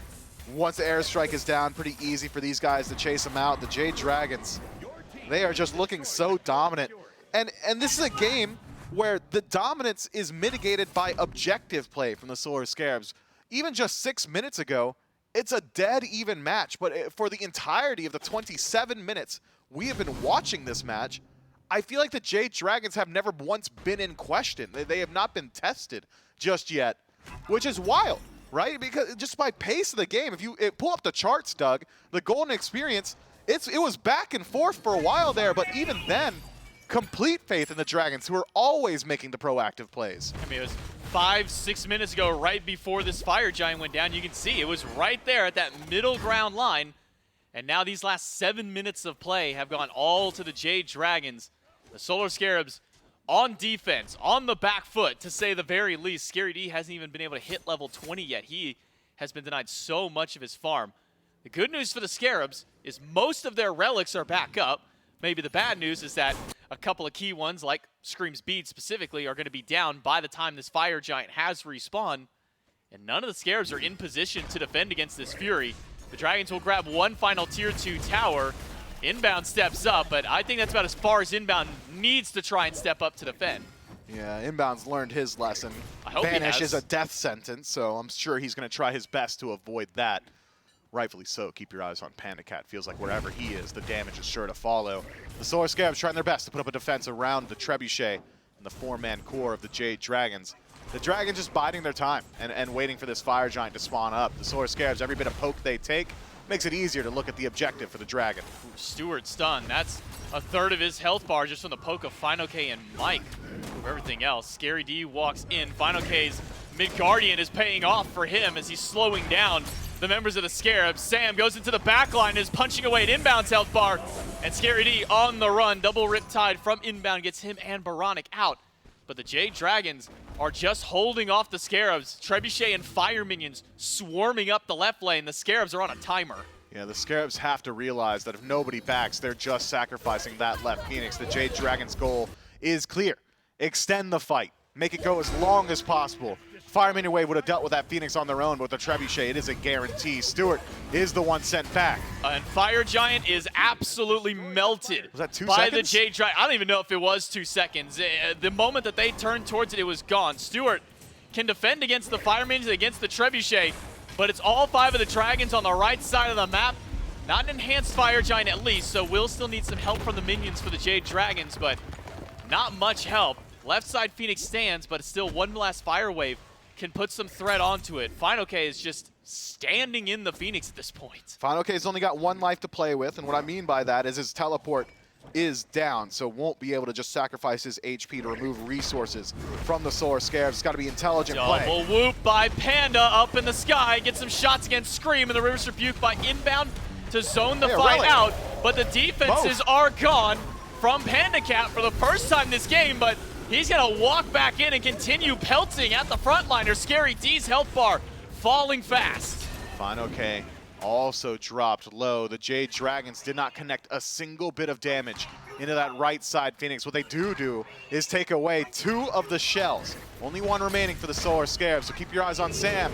He could be a scalpel in this fight. Leap away from PBM, a sonic boom by Sam, and low health bars on Stewart and Scream, but the Phoenix still remains on the right side. Scary D has rejoined to fight, finds 3 with the Mystic Rush and gets the shell out of 1. Panda Cat goes down for the first time this set after nearly 60 minutes of play. And the Jade Dragons don't seem like they're too concerned about it. Right side already starting to burn down. Sam for Soccer connecting with the burn. Inbound solo, 1 more hit from Sam would have done it, but instead he's going to be the one to go down. Inbound finally does fall after, but the right Phoenix stands. Pagon is low, Final K is low, Mike is healthy, Scream is not, he is gone. Pagon finds the turnaround kill. Can they continue the fight? Stewart dashes forward, Pagon falls down. Now Final K not too far behind him. Mike cannot help here. Just got to play for yourself. Final K turns around a good deal of damage, but Not enough. Good defense from the Solar Scarabs. Not only gets their left side Phoenix back up, but maintains the right. Base secured. The Jade Dragons, if they want to try and siege again, they're going to have to wait a little while. This Fire Giant's got plenty of time on it. Cannot believe that we are 57 minutes into a full set of games. That's the first time that Panda Cat was put under actual threat. Got both of his relics, got his ult, and finally the Solar Scarabs take his life to put a blemish on his record, but the Solar Scarabs are still a bit behind. 10,000 gold, 31 minutes in. Not everybody full build across the board just yet. It's a good start for the Solar Scarabs, though. Defend your base, hold off a full Fire Giant team, and take an Oni Fury to try and close this out. Yeah, the Solar Scarabs are also rapidly approaching full build, all starting to move in towards that 6th item, except for the supports, but supports aren't allowed to have full builds anymore, so it makes perfect sense to me that Bobby's at least a little bit behind the rest of his team. Gold only means so much. We're getting to the point now where the Jade Dragons really just starting to finish off maybe some of these starters, the items as well, but elixirs becoming a topic of conversation for them. So the Solar Scarabs have got a little opportunity here, a window, while the Jade Dragons are waiting on that 3,000 gold to just close up that gap even further, get your relics back in place. The team fight from the Scarabs, not poor whatsoever, man. I mean, the Bobby's ultimates have been well placed. Scream's putting pressure onto Panda Cat in some of these team fights. Stewart, when given space, clearly can be that win condition for your team. If that last fight is anything to go by, I don't know. This game has, maybe for the first time in 33 minutes, been brought into question, at least for me personally. Yeah, Solar Scarabs will start to position around the Fire Giant, that there is still a little over a minute before it respawns.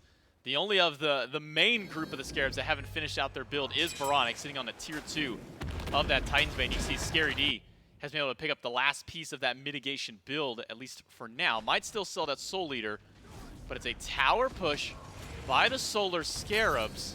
Not a whole lot of damage right now. A stun on the inbound, and some good damage by Panda Cat, but Mike jumps in aggressively. Sonic Boom gets 2 beads in the backline, and the River's Rebuke will at least separate the team fight. But Final K and Sam are still at the backside of this fight. Final K will be stunned out. Beads burn, finds 5 with the tether, and jump in. Will grab 2 out of the Riptide and get the ult out of Stewart, while Scary D has to defend against 4 as he gets thrown right back in, and a Kraken doesn't find a whole lot.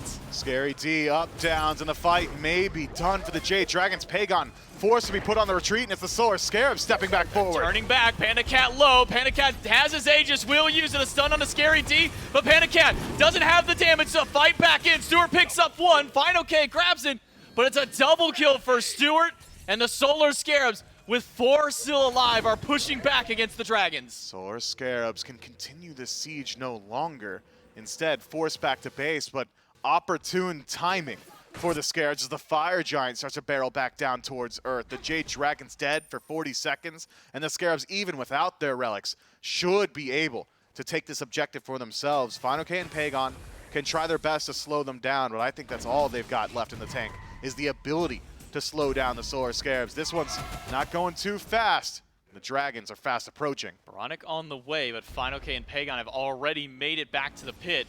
2 versus 4, inbound, shredded away. Pagon finds 1, but he'll go down right after. Stewart finds his 8th kill of the game on this Jing Wei, and the Solar Scarabs can push back Final K away from the pit.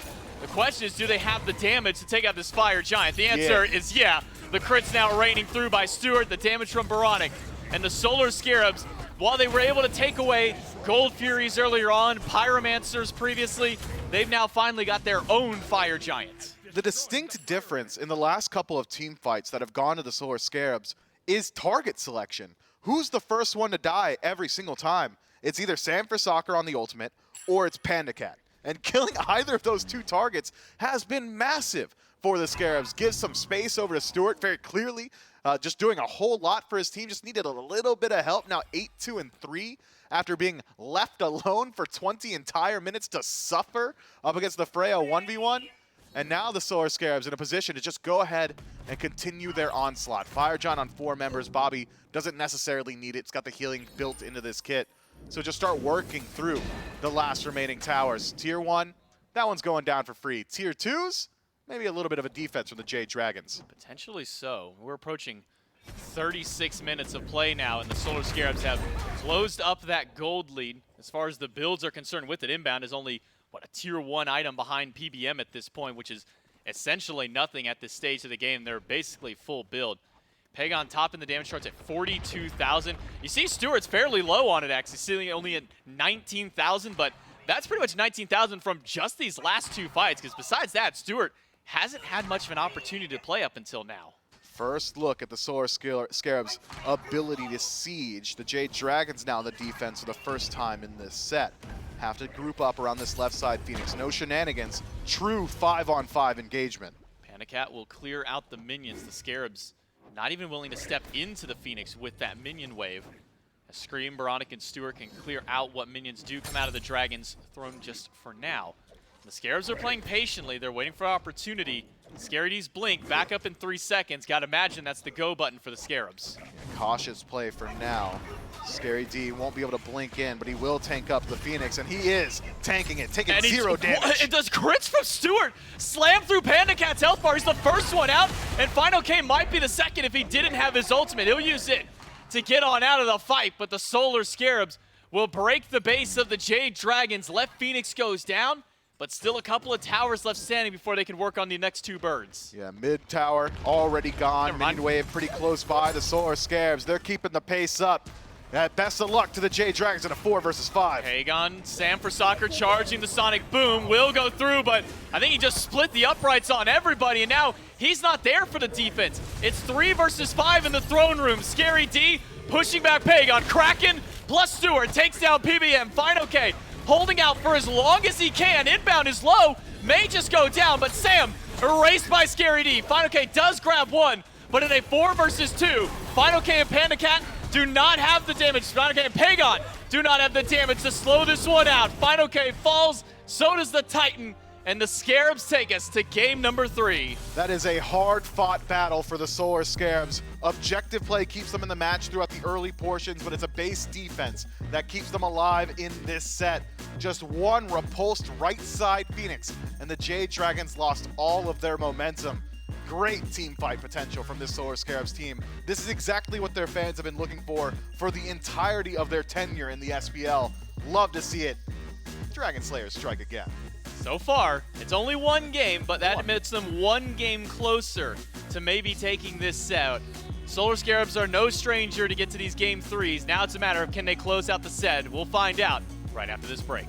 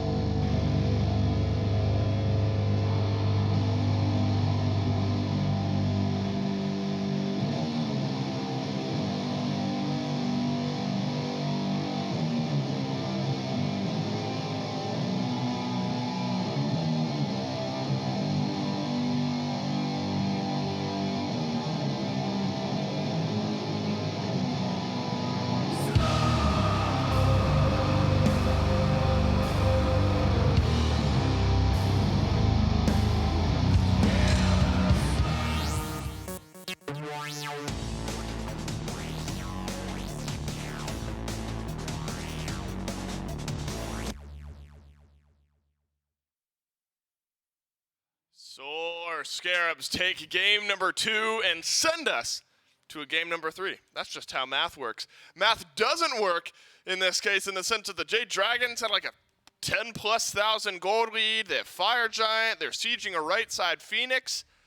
And those numbers simply don't matter. The Solar Scarabs stand strong underneath the Phoenix siege and are able to turn this game around completely. Trelly target prioritization swapped by the end of that game. In a set where Panda on Freya just was not dying, the Solar Scarabs suddenly started finding picks.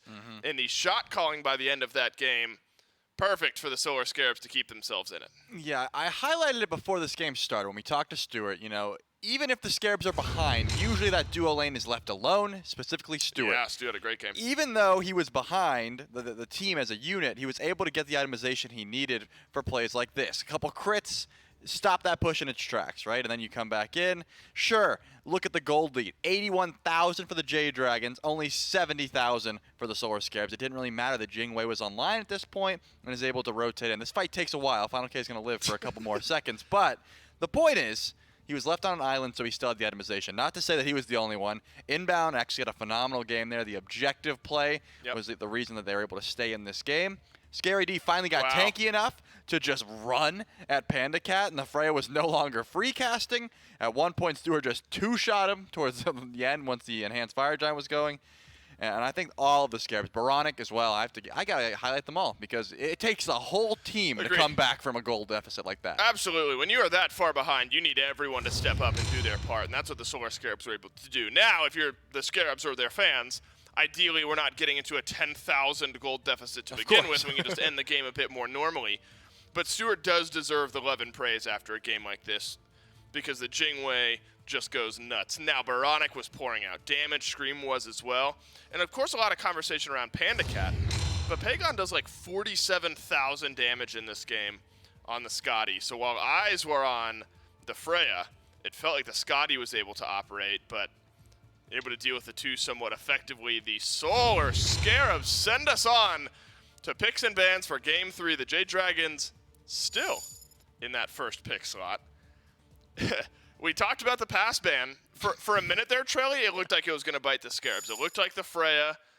Because that's what I was thinking. By the end of that, or the middle of that game, I'm thinking, if you're going to pass a ban, why didn't you ban the Freya? You know what I mean? Like, you left the Freya. I know it changes the dynamic between Phase 1 and Phase 2. But you left open the Mercury through the second phase of bans, and that was looking great for Sam. But that didn't really find much success by the end. It was a mental game on the pass ban. It was. We talked about the possibility of it being a mental game, and since they lost, since the Jade Dragons, you know, I'm not going to say through. The Solar Scarabs played very well.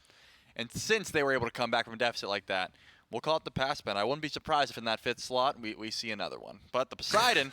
You're calling for the pass ban. I want to see it again. Yeah, right. Well, Poseidon will be taken away from Scream, so won't be able to reprise that. And the Jade Dragons have to decide right now, what else are they trying to take away? And it looks like it's the Yamoja. Bobby will not get that one once again, so have to play something different in the duo lane.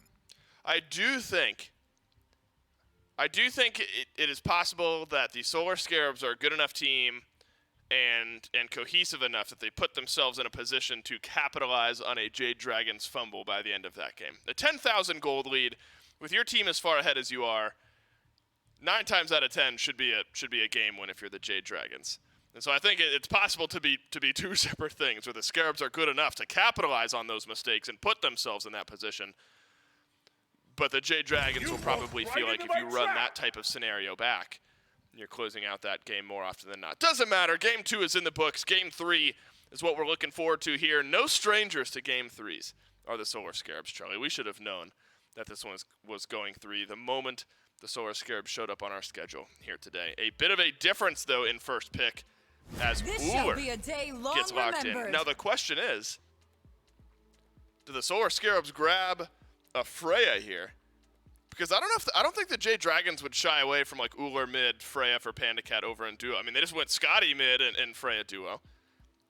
So if you're worried about this Freya, I think you gotta consider it here if you're the Scarabs. Yeah, there's still some chess going on because you know they let the Freya through, they grabbed the Uller. And the reason that Scary D was just thrown into this Robin was because the mitigations build works very well into the Freya, as long as you can get online. We saw it once he was full tank. The Freya was not doing very much. Panda Cat was vastly out of position, I will say, but still was able to just W key at that Freya. Now, the Bologna got through this time around. You're still going to grab the Freya for Stewart.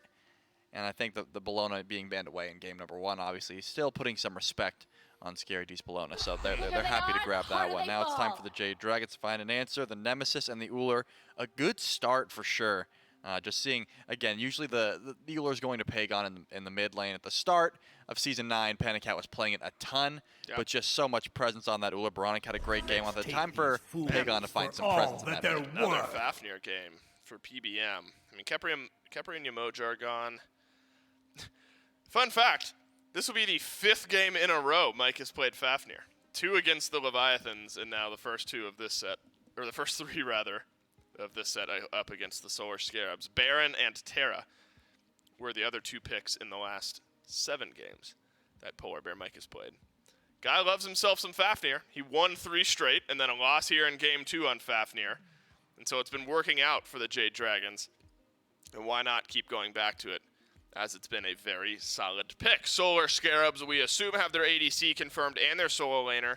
Remember, Scream has been getting pretty banned out during the second wave of bans, but it seems like that's something the Scarabs are okay with, realizing that Scream's god pool is big enough that even if you eat 2 more bans, you're not super worried about it. But if you want to play the Kali, you have to pick it here, because that's something the Jade Dragons have been banning out in the second wave.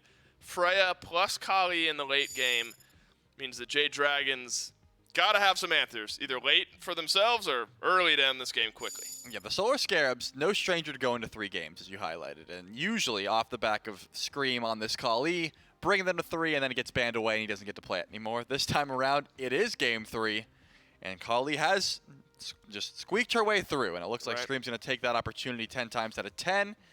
And now we get to see what will the mid laner be. Because how do you deal with Kali? Well, you what try. Do you ignore?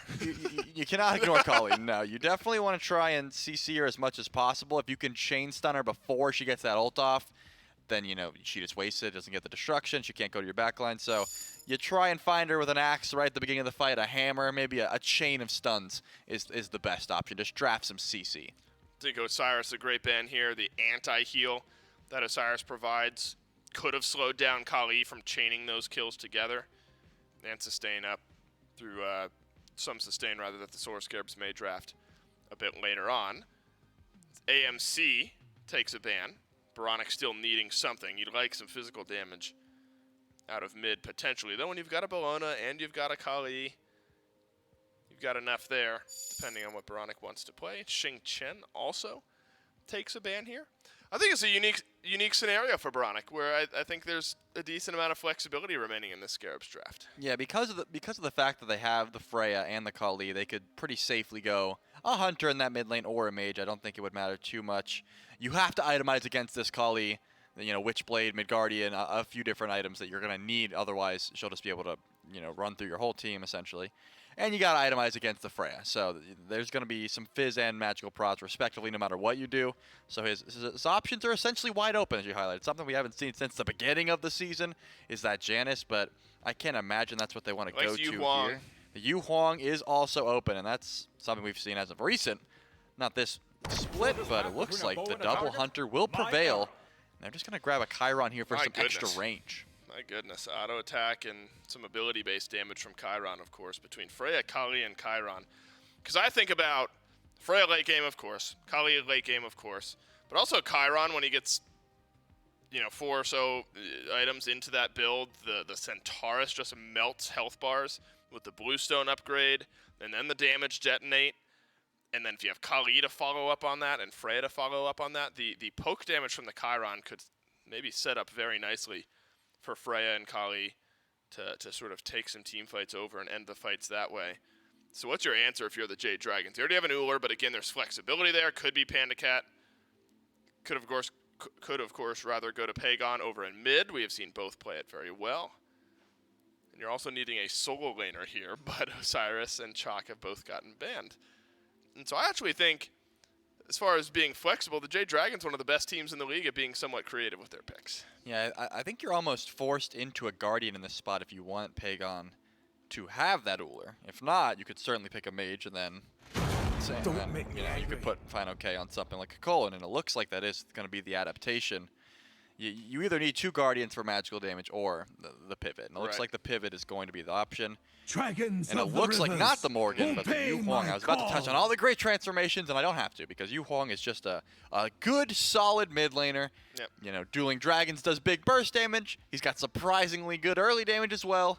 That one's much easier to go through. It sure is just a good, solid mage, isn't it? And it's the type of mage that even in scenarios where the KDA isn't massive, and you really see a lot of this with Paul for the Titans, where even if the KDA isn't massive, that's usually not indicative of the impact that this Yu Huang is going to be having on the game. I expect high damage numbers from Pagon almost regardless. So now these Solar Scarabs, who still needed a support pick, end up going to Sylvanas, and this is something that Inbound really likes to play. So with Khepri, Yamoja, Xing Chen, Fafnir all off the table, Sylvanas ends up being the pick here for the Solar Scarabs. Yeah, I think this is sort of an all-in style draft where, you're going to have either a blink Vanus or a sit back, a pull Vanus. And then Scream's going to have to go in, and that's pretty much it. You have to be going in all as a unit. There's not going to be too much disengage. When you have an immobile support like Sylvanas, once he's in to stay. And if you leave him, he's going to die. So they don't have too much big mage follow-up off that Sylvanas, but what they do have is a ton of auto attacks. You still have some snipes from the Chiron Centaurus, as you mentioned, is going to be able to shred through those health bars. And then you got Scaredy diving the backline with Bologna. So I imagine Scream's going to want to get active early, which is usually his playstyle anyways, but on this Kali, he's probably going to want to find his target as quickly as possible.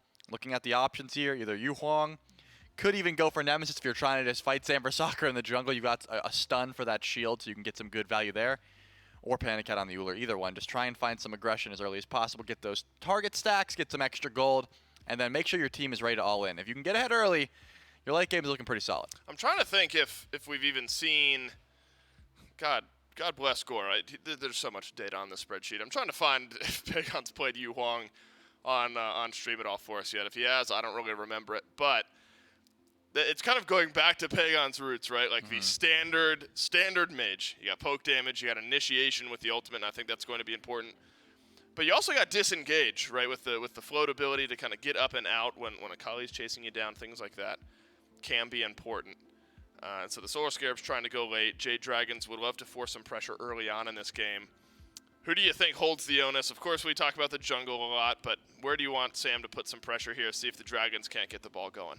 I think Sam likes playing through Final K a lot. You're up against the Bologna. Pretty easy to force that Eagles rally, then chase it down with the Retribution. You have a lot of slows. And if Scaredy wants to get teleport, then he's going to have some trouble with that. If you don't want to start with like a beads or a sprint when you're up against a Nemesis. So that could be an option to get active early. You also have a decent target in the mid lane. Chiron's not the safest. You can self-cleanse and dash away, but there's still going to be a lot of burst damage. You've already touched on how much Yu Huang brings. So I think there's a few different options, but it's the Jade Dragons. I imagine the solo lane's got to be the point where Samber Soccer's going to look to try and get ahead. Yeah, definitely early in the game, Yu Huang is an option. The early game levels, something we've talked about. Can confirm this will be the first time, unless Gore just hasn't updated the sheet. First time we'll see Pagon on the Yu Huang. The Game 3 Wonder Kids, the Solar Scarabs, do it again. Jade Dragons versus Scarabs, game number 3. Thank you so much. And one important game for the Solar Scarabs. Again, they bring us out to game number 3. They've been able to find these game 2 wins against so many of these top teams. But now it's up to the Solar Scarabs to close this one out and find themselves their second set win of the phase. And they've got to take it away from the Jade Dragons, who are going to put Panda Cat on the mage. We saw the Leviathans give Zapman God's like East set for the duo lane. And, well, at least the Dragons will keep that up by putting Yu Huang over there. Man, these Hunter players are so hot and cold. One day we're so good. The next day, man, Hunters are unplayable. Find some middle ground. Stick to your role. Yu Huang in ADC. What does that even look like? You've got better clear than Freya, presumably. No, Conduit Gem Freya actually clears really hard, so it's difficult to say. You don't really have any synergy with a Coerce. I mean, I suppose Chain Lightning auto attacks to a certain extent. Yeah, I've got no clue what that looks like. Maybe it's just a decision. You want a Yu Huang and you'd rather have your pressure in mid, so give the Yule over to Pagon. Stewart is poking away at PBM, who's falling low. A couple more autos is all that's needed. But Mike gets just enough healing back. Now Panda Cat on the move. The Solar Scarabs establishing pressure in that dual lane, just as you were saying. This Conduit Gem Freya swinging hard against PBM. Yeah, not much you could do to outclear that, at least in this portion. Once Yuhuang gets a couple more points into his abilities, should turn around the clear a bit. I wonder how much experience Panda Cat has got on this pick, right? Like, I know that he's very capable of playing mid lane. I've watched his stream, and he's done it fairly well at the majority of levels of play. Like, some of these ranked games just look like SPL matches, and once you're like MMR cap, you better believe he is. So, certainly no stranger to mages. But Yuhuang being so new, I think it's just an untested parallel, right? We just have to wait and see what Panda Cat can bring out. Maybe the asterisk is, hey, Panda Cat hasn't had pressure put on him even once so far this set, at least in the laning phase. So at least this way, Yuhuang's going to get a whole lot of free farming done. Oh, I thought you were going to go a little bit further than that one. Oh, no, I got nothing, man. I thought you were going to go a little bit further. I thought we were both just watching in awe as Panda Cat's clearing at his tower line at that point, which is probably where he'll be, at least for the majority of this early game. The Solar Scarabs dual lane inbound, specifically walking all the way up to the tower line to allow Stewart to be able to clear out that Arthurian camp on the left side of the map and make sure that Stewart can have as much pressure and as much experience to himself as possible. You know, I'm racking my brain still about this Yuhuang. Maybe the dot damage from the first ability can finish off some kills once Stewart goes into Valkyrie's discretion. That could be one way. Because, like, if you know you're tossing your hunter to mid, there has to be a reason he wanted to play Yuhuang. Maybe he's just. I'm not gonna harp on it too much more. I'm gonna wait and learn. Maybe he's just jealous that, you know, the mage has got a new god. He hasn't had a chance to play the new god in a while, so he wants to, you know, maybe gets banned in all of his ranked games, so he can't play it. But in game number 3 against the Solar Scarabs, interesting pick out by the Jade Dragons. The Scarabs, a bit of a struggle to say the least in game number 1, a struggle in the early portion of game number 2, but their Phoenix Siege defense is really what netted them the win, or at least the turnaround in game 2 to then turn that to a win for themselves. Game 3 is where they're going to have to step up, though, because this is generally where the Scarabs have been struggling. Yeah, the Solar Scarabs. Oh, what was the original meme? Hey, once we figure out how to win a game 1, it's curtains for the league because game 2 is guaranteed. Seems like that has stayed the truth for the Solar Scarabs so far. Whether or not they can close out game 3, yet to be seen. I'd argue the Solar Scarabs have got themselves a phenomenal composition to do so. Scream on one of his signature picks. Late game presence from Stu, and a phenomenal pull from Bobby. Puts the pressure out early. And Scream jumps on in, slowed down though by the emblem. And that was just enough that Mike needed to get himself some distance out. Stewart and inbound a little too far away. And Mike will live on to see another day. Wonder if inbound was close enough to get that heavenly agility, the heavenly sprint onto Scream. If yes, then that probably should have been first blood over to the Solar Scarabs. If no, just unfortunate for the Solar Scarabs how much space Fafnir is able to create with that leap. And now, with Fafnir back in base, Panda Cat's going to get a solo wave to himself. That should close up the XP deficit that Stewart's been able to establish by controlling the neutral farm in this lane. I'm loving it, though. The Solar Scarabs not shying away from pressure in the dual lane this time around, which is surprising, because like Yuhuang is way more survivable than a Freya. I don't know. These guys keep you guessing. And both of these teams, honestly, throughout the entirety of Season 9, parts of Season 8, and a pull onto Panda Cat. He's got the leap to get some distance, but it's not very much. Whoop!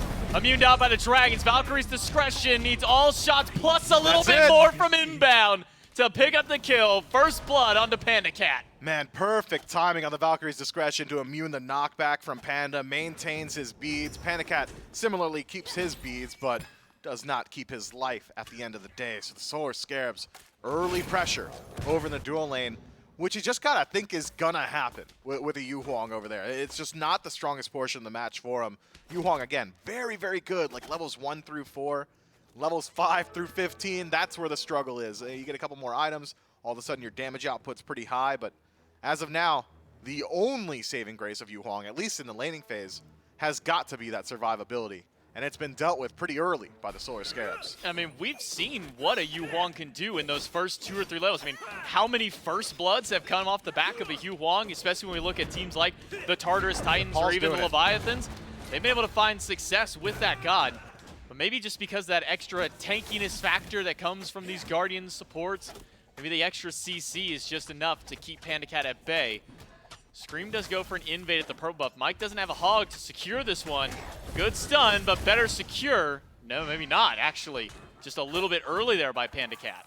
So the Solar Scarabs keeping their pressure on the left-hand side of the map as they meet up with Mike yet again in the jungle. Thought maybe we'd see a bit of a skirmish there. Pretty difficult to shut down a Fafnir, an incredibly survivable dual lane, now that you think about it. I mean, Draconic Transformation, essentially being an Aegis, double leap, means that it's pretty hard to shut him down. The Solar Scarabs, I think, could be well-suited, putting their pressure elsewhere, which is a hard ask considering over the last hour of in-game time, I've been begging for some dual lane presence. I think now, maybe, you want Scream headed over towards mid, play with Baronic. Scream and Panda Cat are just backbaiting each other.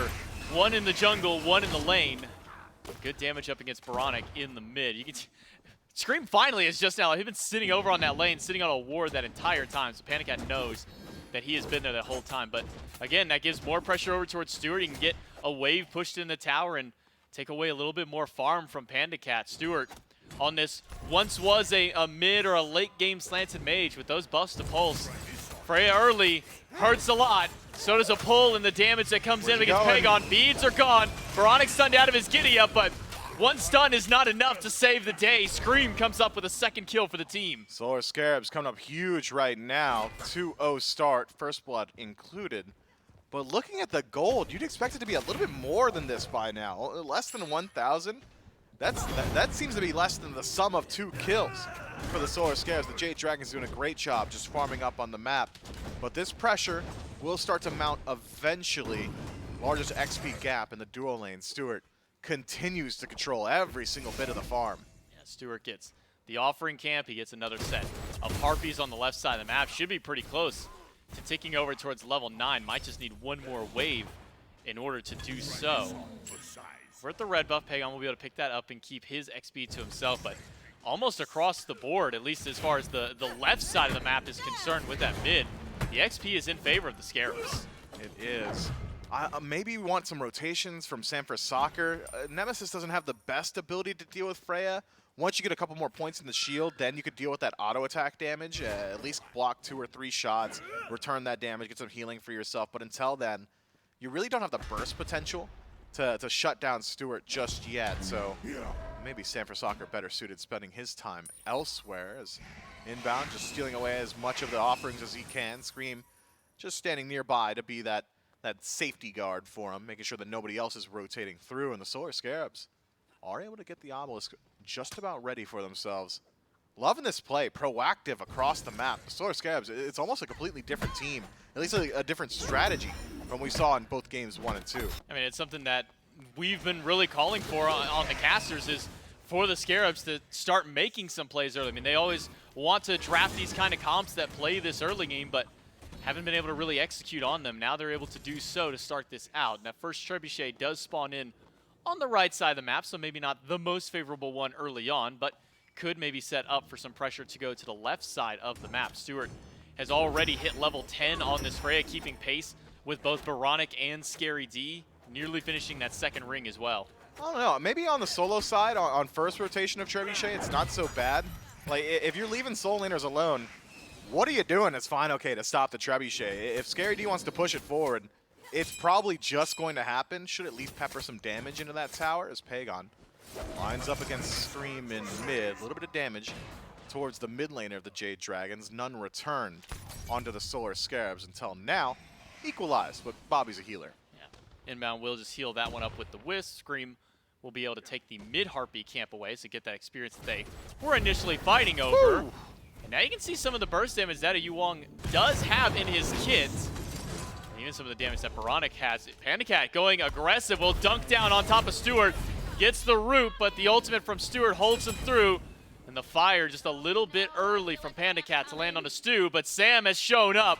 Stewart doesn't have anything to pull in by inbound off the miss from Sam. A root is good. Stewart is fighting back through the shield. And Mike will take him down, but Baronic trades it out. Mike now forced to retreat. If he uses the leap, Scream nearby. He's got blink, got leap, closes gap. Good stun. Should secure his life. If the stun comes out from Scream, that's Mike down with as many members nearby from the Solar Scarabs. But he's not out of hot water just yet. should at least be a purple buff invade, but he jumps in. Mike goes in, uses both of his stuns, but D transforms. Not before the purple buff goes away. Pagon is here, throws out the blade arrow, axe toss off the mark, and the Dragons will not find inbound. It'll just be the one hammer from Mike through the wall.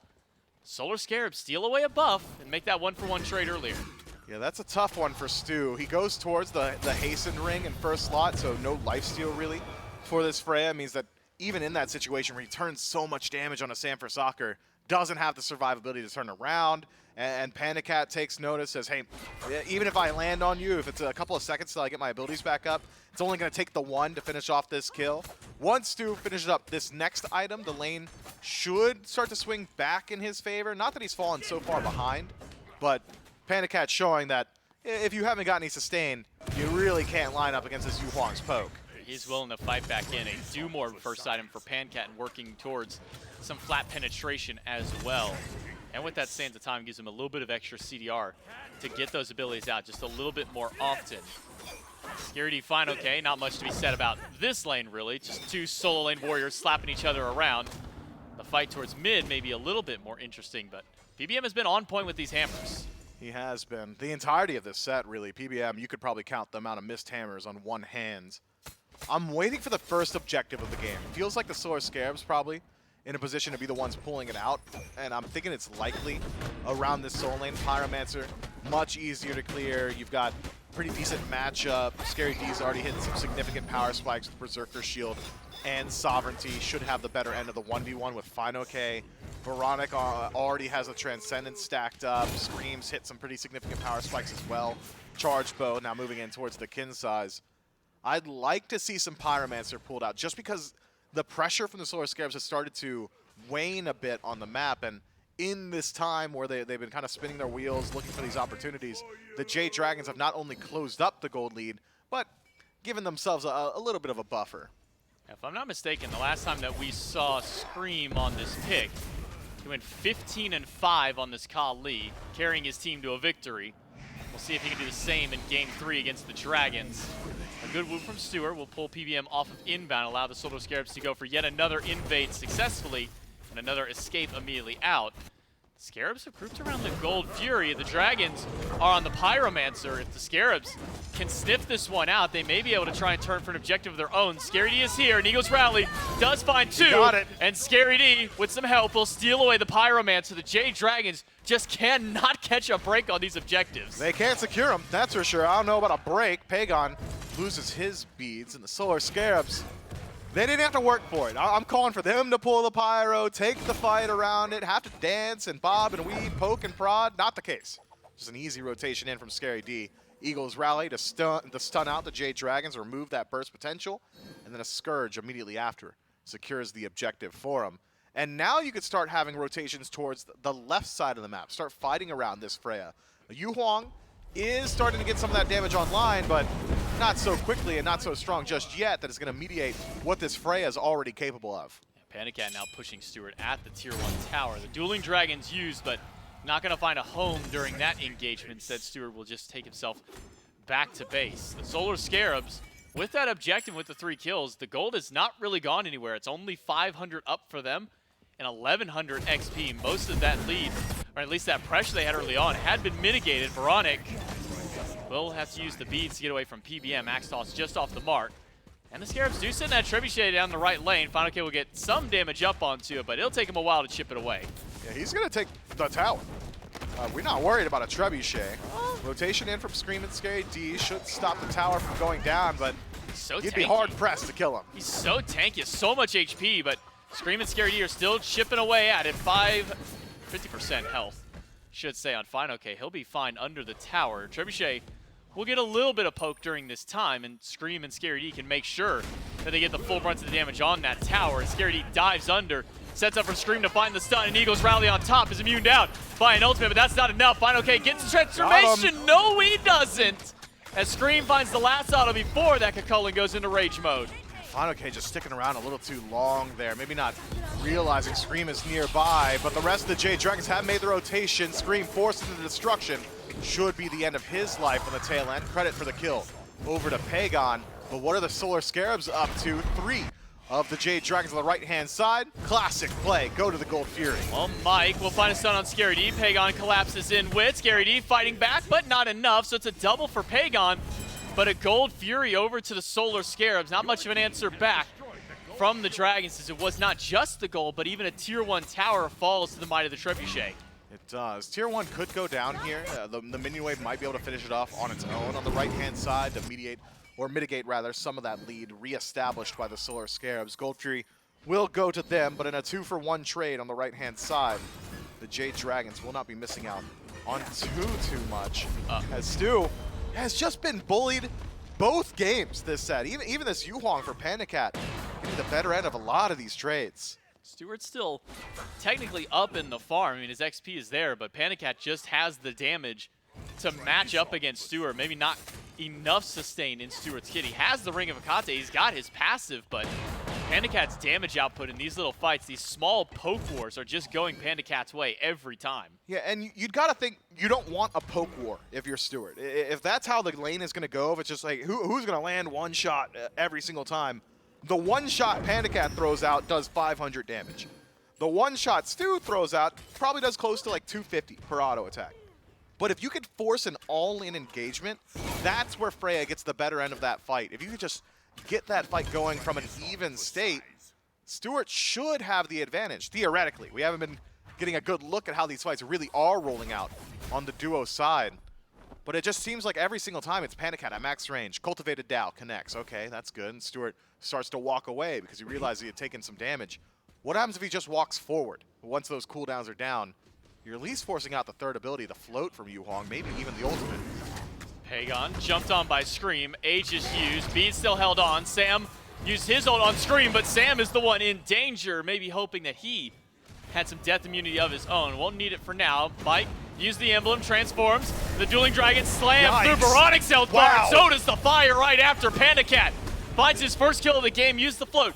T-Way for Scary D, but inbound finds a double knockup, and Final K will fall down. Baby M, who had already used his escape to try and get out, will have nowhere left to go. Finally gets it back up, but Pandacat roots out one. Pagon has rejoined the fight, finds a stun against inbound, gets rooted out in return. Sam for Soccer nearby, but credit the kill goes over to Pandacat. Now the Solar Scarabs scatter. Scream just trying to buy some time for his team. Scream finds a double root, but Sam finds another kill. It's Stewart versus 2, uses the ultimate, but Pagon chases out another. It's 4 down on the Solar Scarabs, only Stewart left alive. So it turns out Pandacat has got a Yu-Huang, man. That Dueling Dragon to start up the fight, the triple root with the Cultivated Dow, the damage output, all certainly there. Now topping the charts as well for his team, and the Jade Dragons can fall back and take the Pyromancer for themselves. Because Pandacat isn't playing a standard Hunter, I'm not certain that this Fire Giant is really on the cards, but the Jade Dragons seem to disagree. No presence from the Solar Scarabs. They're going for their own farm. They've got no idea. Fire Giant, well, there was a bit. Scary D had a ward there that just got cleared, but nobody on the Solar Scarabs can get over there in time. All 5 of the Jade Dragons will just claim the Fire Giant. No fight back because the Solar Scarabs were just now coming back onto the map. And the Jade Dragons have turned this game right back to their favor now as we look up at a 4,000 gold lead for the Dragons 19 minutes in. And plenty of gold to be collected on the map. Siege potential pretty decent from the Jade Dragons as they have got at least one standard Hunter. Pagon should make short work of these towers. Sam for Soccer goes towards a crit build, so his tower DPS not incredibly high. You're not really worried about Nemesis hitting them though themselves. So the Jade Dragons, it's all about creating space and controlling this Freya. That was the answer the Solar Scarabs had devised towards the tail end of Game 2. Let's get onto Pandacat. Let's make sure this Freya isn't just free casting on us. Now the Jade Dragons have to do the same thing, but on the offensive. For now, they've largely mitigated Stewart in most of the fights. Eagles rally will find Fine-OK, but he's got an ult of his own to zone them away. A leap caught by the whoop out of Stewart, but Fine-OK is rather healthy. Instead, now it's a reinitiation by the Jade Dragon. Yikes. Stewart caught out in the middle of 3, and in the Valkyrie's discretion will get him a little bit of distance, but Fine-OK is waiting for him on the ground, and PBM puts him down. The Solar Scarabs step too far forward and take a whole lot of damage. Pagon absolutely swinging, and it's Pandacat who's made the rotation. Oh, he caught the dash of Scary D, and Pandacat puts him down. Pagon on the Uller. Give it to him every chance that you get, Jade Dragons, because he is making this pick look wild. The Jade Dragons continue what they had started. The siege that was momentarily delayed by the Solar Scarabs offensive has now continued. 30 seconds left on the nearest respawn. This Phoenix is just going down. Tier 2 tower in mid, likely the answer. So Scream spends his time pushing out those waves. This is not an enhanced Fire Giant, so backdoor protections certainly still on the cards. Maybe the Jade Dragons rotate all the way over towards left, play with their minion wave, then back up to the Oni Fury. Seems that might just be the call as they're making their way through the left jungle. Scream probably doesn't want to walk too much further forward. In fact, he might want to go towards the dragon side of the map instead. Does get clipped by the fire. The root just a little shy. Pagon will be more than happy to chase that one. Just a little short on the axe toss, but Pagon has enough time to buy to keep Scream away. The Fury should go the way of the Jade Dragons. Question is, will they continue to push in that left side? Doesn't seem so. PBM and Panda Cat will go back to base after taking their Fury. Tons of golden pocket there for the Jade Dragons. We get a look back at this axe from Pagon. Clean play, man. He's predicting the juke, catches the dash regardless. Right into the fire. Panda Cat knew exactly where they were going to. These guys just so on point. The Jade Dragons start to step their way forward yet again. Significant power spikes hit by every individual member. Envenom Deathbringer now finished for Sanford Soccer. Fine OK becoming nearly unkillable as he's starting to move down that Spirit Robe tree. And the rest of the Dragon's damage output clearly not lacking whatsoever. That axe that we just saw, what was that, like 15% on a Scary D? Yeah, that's a tank. Yeah, it's only going to get worse as far as Pagon's build keeps going. He keeps getting more damage. Scary D can sure build more defense, but you still don't want to be taking that much just off of one hit. Tier 2 tower in mid goes down. Fine, okay. Well, at least deal with Scream and the minions in the mid lane to allow his team to continue this push up. Only 20 seconds left on Fire, so I don't imagine the Dragons will go for anything more than this Tier 2 tower. But I've been proven a liar before in the past. We've seen teams do wilder things. Yeah, just take out a couple of kills and all of a sudden it doesn't really matter if you have Fire Giant or not, as the numbers advantage much more important. Tier 2 tower will fall down. No presence from the Solar Scarabs, rightfully so, as the Fire Giant has finally worn off. The Jade Dragons significantly ahead. Do not need to make a play. That's not to say that they won't, but they could just go ahead, reset, get some vision out, get ready for the Fire Giant. Scream and PBM will trade stuns. Scream will continue to chase, get some body blocks, but Horrific Emblem and a cleanse will at least keep Scream going. Eagles rally by Scary D and ult by Sam, a pull in by Inbound, and a transformation by Mike to maybe restart this fight as Final K goes in, finds 2 with the knockup, jumps to the backline, and Inbound caught in the middle of 4, will not make it out of here. It's Panda Cat to put him down in a whoop to stop Final K. And the Jade Dragons can back up towards the Fire Giant, or maybe just let Final K just keep marching up right lane. Weird commitment from Scream there to chase out to PBM. Forces the rest of the Solar Scarabs to follow up as the Jade Dragons make their rotation in. I like the pathing we saw from Inbound. I know he's the one that falls down with the ultimate 3-man knockup for Peel, and then walks right into the heart of the Jade Dragons, pulling them away from the rest of his teammates. Low respawn timer, he should be there for this next Fire Giant defense, but it is going to be slightly delayed. 10 seconds on the respawn. Fire Giant already back down towards Earth. The Jade Dragons have got a significant opportunity, but the Solar Scarabs just need to slow them down a little bit. No presence, though. They're not willing. Fire Giant will go to the Dragons for free.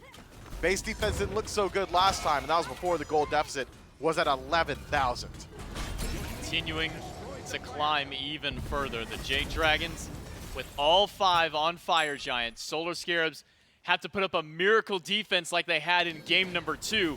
Big difference is they're missing a River's Rebuke this time that really has been separating so many of the fights that happened in game number 2. Now it's got to be off the back of some of these knockups by Inbound, these initiations by Scary D, and Scream has got to find some reset during this fight, but every time he's gotten this death immunity, it's been when he's at 1% health against a full HP target.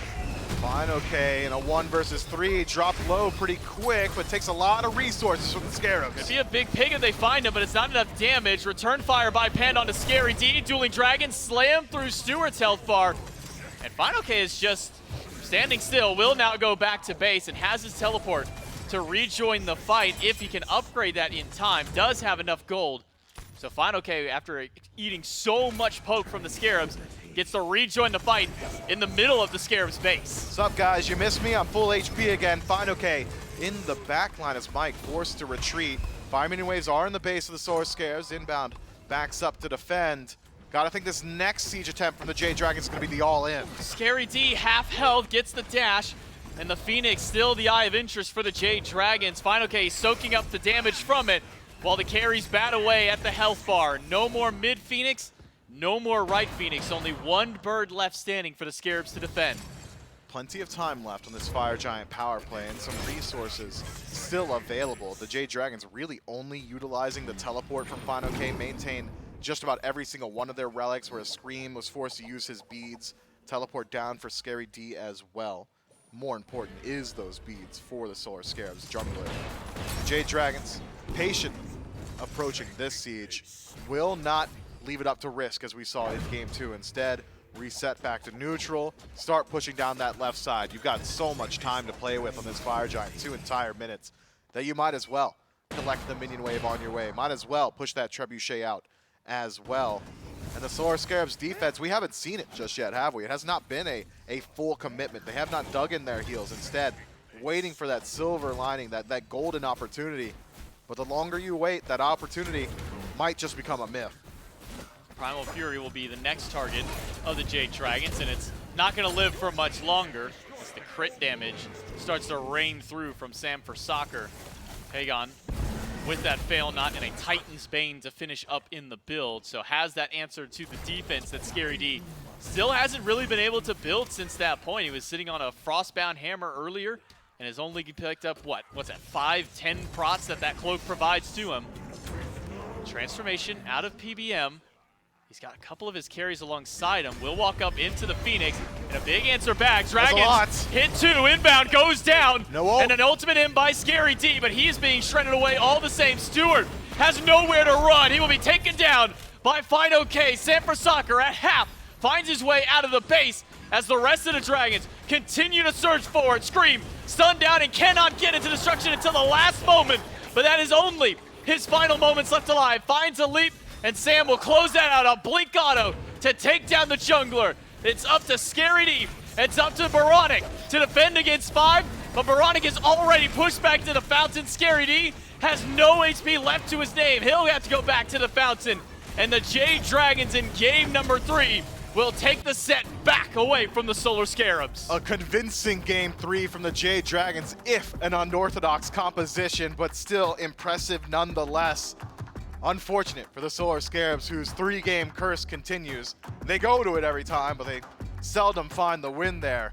And, well, maybe the Dragon Slayer title, a bit misplaced. It's going to have to be put back on the shelf, at least for now. Maybe in that second phase of the round robins that come through, can the Scarabs try and reprise that old title of themselves. But good fight back out of the Scarabs in game number 2.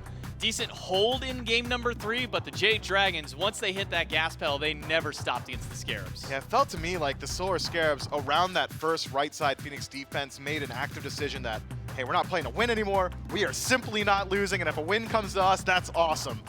But it did not. The Jade Dragons did not make a mistake there, and instead methodically stripped away every single one of their resources. Slow play around these Phoenixes, taking relics off, take down that right bird, work through mid, back to base, Primal Fury, back to base, Fire Giant, left side Phoenix. It just was a no-mistake situation from the Jade Dragons, and the Solar Scarabs, who were waiting for that golden opportunity. It just never came. Methodical play from the Jade Dragons to take game number 3 away from the Solar Scarabs to continue the trend for the game 3 curse of the Solar Scarabs, who have just been unable to close these ones out. Whether it's a game 1 win by them or a game 2, the Solar Scarabs are struggling to find that game 3. Maybe they can find it next week. That's it for us on the cast. We'll take it to the desk to close this out. Jade Dragons do indeed close out the set in 3, and it is just rough for Scarabs and their fans in game 3s right now. It's almost so predictable at this point that the Scarabs will go to a 3rd game. How that 3rd game looks, unfortunately, as of late, has also been predictable. The Scarabs won game 3 against the Valkyries, but Scarabs go 3 games against the Bolts, the Warriors, the Valkyries, the Titans, and the Jade Dragons. One set of the Scarabs has only been 2 games, and it was a 2-0 loss to the Kings. And only one of those game 3s went the Scarabs' way, and that was the Valkyries. It's just tough. They're so close to winning these sets. A couple moments here or there maybe changes around how their standings look. That said, Trelly, I think the Jade Dragons probably think as a team this could have been over in 2 with how game 2 ended up closing out. They bring a unique composition, though, into game number 3, and really felt like this Dragon squad was able to keep Stewart behind. Man, I mean, during the deaths, during the picks and bans, I certainly did not expect the Yu Huang to go the way of Panda Cat, but he's a natural. I mean, this man was swinging. This is not. I saw him whiff one of the Dueling Dragons. That is not an easy ult to land, but it just seemed like multiple 3-man roots, the massive ultimates. He was doing so much. You know, we've talked about Pagon's Uller so much, but he was popping off as you would expect. And you find okay, despite the fact that he was a little bit behind, was still able to get to the backline and be as disruptive as possible. Got to give some credit there as well. PBM, he's been playing Fafnir the whole time, so it's hard to, all these games have sort of blended together. I'm like, yeah, he hit some stuns, and he was, of course, he was able to coerce the team. Yeah, the read on the dash there. That's what I'm talking about. I mean, Panda Cat and, of course, Pagon both popped off this game so well, and everyone else did their jobs, but the highlight plays were the highlight plays, man. Those were some flashy ults and some flashy axes. Well, Polar Bear Mike goes 3-0-9, and so another Fafnir game for Mike. Remember, 5 games in a row Mike has played Fafnir now, and only one of them a loss. This one may be the most convincing win at a 3-0-9 KDA. Panda Cat, I assume, put up some big numbers by the end of this game. Starts with Dumore, so you get some movement speed out of that lane. I think that's unique from what we've seen Yu Huang been building. I don't know if we've seen a lot of Dumore on Yu Huang, but works nonetheless. And then Pagon at 3-1-7 puts up some good numbers as well. And then, yes, of course, between those 2 top damage numbers in the game. Final K not far behind, though, Trelly, at 20,000.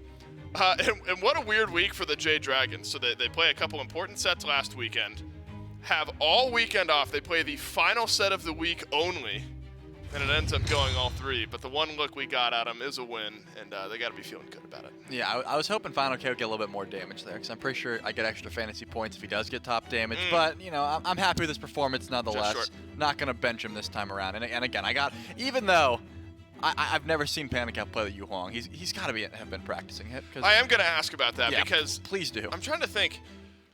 When we saw the E-set swap, right? I think that's something that Yarkor said, although I didn't ask him if Zap had practiced it or not. It was just Zap was tired of playing Hunters and wanted to play the E-set, and that ended up working. Panda Cat surely has practiced it, right? It's your bet that he has or is not? I bet you that he hasn't, and we'll figure that out eventually. Because when I saw the Uller, I was like, yeah, let's go to Pagon. And then I saw the Yu Huang, and I was like, all right, there's no way. No. Final vote, he hasn't practiced it. We'll figure it out. We'll have to determine the definition of practice, because like playing it in scrims, is practice. Got it. Yeah, playing it on stream doesn't count. Something tells me that didn't happen. But we'll find out. Fine, okay. Solo laner for the Jade Dragons will hopefully shine a light on some of the questions that we've got in the post-game interview. Interesting week for you guys. Couple big sets last weekend. You're off all weekend long, and then you have the final set of the weekend up against the Solar Scarabs. Before we get into, I guess you can reveal the details if you want. Panda Cat on Yu Huang instead of Pagon. We assumed it would be Panda, or Pagon rather. They end up swapping. What's the reasoning behind that? And did he practice it in scrims? Well, for one, we didn't scrim a single time this week, so that kind of answers that. You know, Sam had like a vacation, and we just took the week off, so we didn't practice anything, to be fair. So I guess if you don't practice anything, everything is equally open. You can just play whatever you want. That's right. That's how it works. But no, like the pooler, the poo pong. I mean, the poo pong. And it works both ways, right? They can both play each. So it does. Yeah, I don't know. I mean, we're just confident whenever Max plays, and you know, he has been playing it on stream, and he likes it a lot. And I mean, you kind of saw like Zap do it. I think that mages maybe are seeing like a resurgence in the duo lane in the ADC role, especially if you have a hunter mid and you cover up like that option. So yeah, I'd say, you know, maybe even in the future you're going to see more mages. And so, you know, so much propaganda going around. Now the hunters are the ones playing the mages. I thought the mages were bad. You know, what's going on? Not only a win for you as an SPL player this weekend, but if I remember correctly, you're coaching a team in the OTK tournament. That's right. That's tomorrow. Have you worked with your team at all on? Yeah, we worked a little bit. We worked a little bit last night. I don't know if my team is taking it as serious as maybe the other teams, Sure. but You're gonna have the most fun, right? Yeah, we're gonna have some fun. Hopefully, I think. The odds are stacked against us a little bit with some of the other teams. Right. I don't know if there was some collusion or something going on, but Surely I'm collusion. not gonna claim anything. But Surely collusion. yeah, I don't know. But we're gonna have some fun. Do you know who you're playing against first? What No coach? idea. All right, well, I guess I don't even know if there's picks and bans. I have no idea. Who knows? I swear, if there's picks and bans and like these people who barely play Smite get their only characters banned, I'm gonna be right. so sad I know, for it's them. gonna be unlucky. Well, look, I'm excited to watch that. Congrats on you played one set at the end of the weekend. You got to win. You got to be feeling good about that, and we'll see you guys more next weekend. Thank you. Lots to look forward to, not only for Fine OK. I think Mike is coaching one of the teams too. So that remember that OTK tournament starting up tomorrow. A long weekend of SPL. Some matches that go the way you expect. Some matches, I think, Trelly, that were a bit surprising. Started off our weekend with a couple of teams that played at the end of our weekend. Thinking of the Valkyries and the Solar Scarabs that played over on Friday.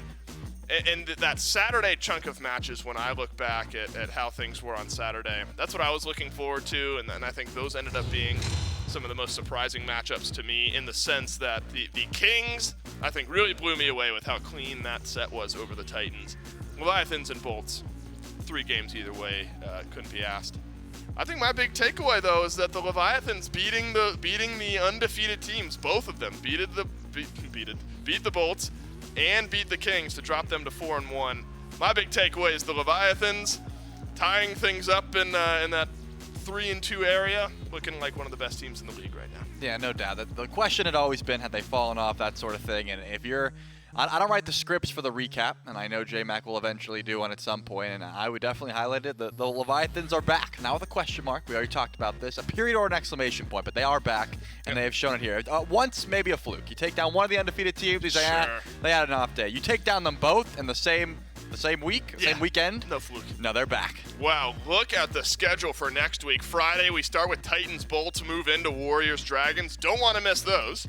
And then immediately into Bolts, Kings, Leviathans, Valks on Saturday. Don't want to miss those. And then an absolutely loaded Sunday between Leviathan Scarabs, Jade Dragons, Tartarus Titans, Camelot Kings, Oni Warriors. I think, man, I guess I'm looking forward to the Oni Warriors and what they're able to do in those sets. But as I mentioned to Fine OK during that interview, the OTK Smite tournament is kicking off tomorrow. That'll be 3 p.m. Eastern time. Of course, the other time zones down at the bottom of your screen there. And I'm very excited for that, because we have some Smite players, Smite personalities coaching the different teams during that OTK tournament. And also some very fun casting personalities in there as well. F. Dot, we all love Tom. He'll be casting that event as well. Do you have a horse in that race, the OTK tournament? I know you were a fan of one of the streamers. Yeah, I think, on one of the teams, right? I'm pretty jealous that No Cocoa Puffs is on one of the teams. He's like my favorite Apex player, so well, streamer, I should say. And I'm jealous. I wish I could coach that team, but I'm gonna sit back and watch it. Do you think that Apex skill translates to any specific role or god in Smite? They should. I mean, he's got good aim. Put him on a hunter. He plays think shooters. that's it? Hit your auto attacks? That's the only thing I can try and correlate. That's what I got. That's got to be it. Remember, that kicking off 12 p.m. Pacific time tomorrow, 3 p.m. Eastern time tomorrow. But that's it for the SPL this week. The SPL will resume Friday at 1 p.m. Eastern time. So on behalf of myself, Trelly, Relly, all the other casters, everyone back in production, thanks for watching. We'll see you on Friday.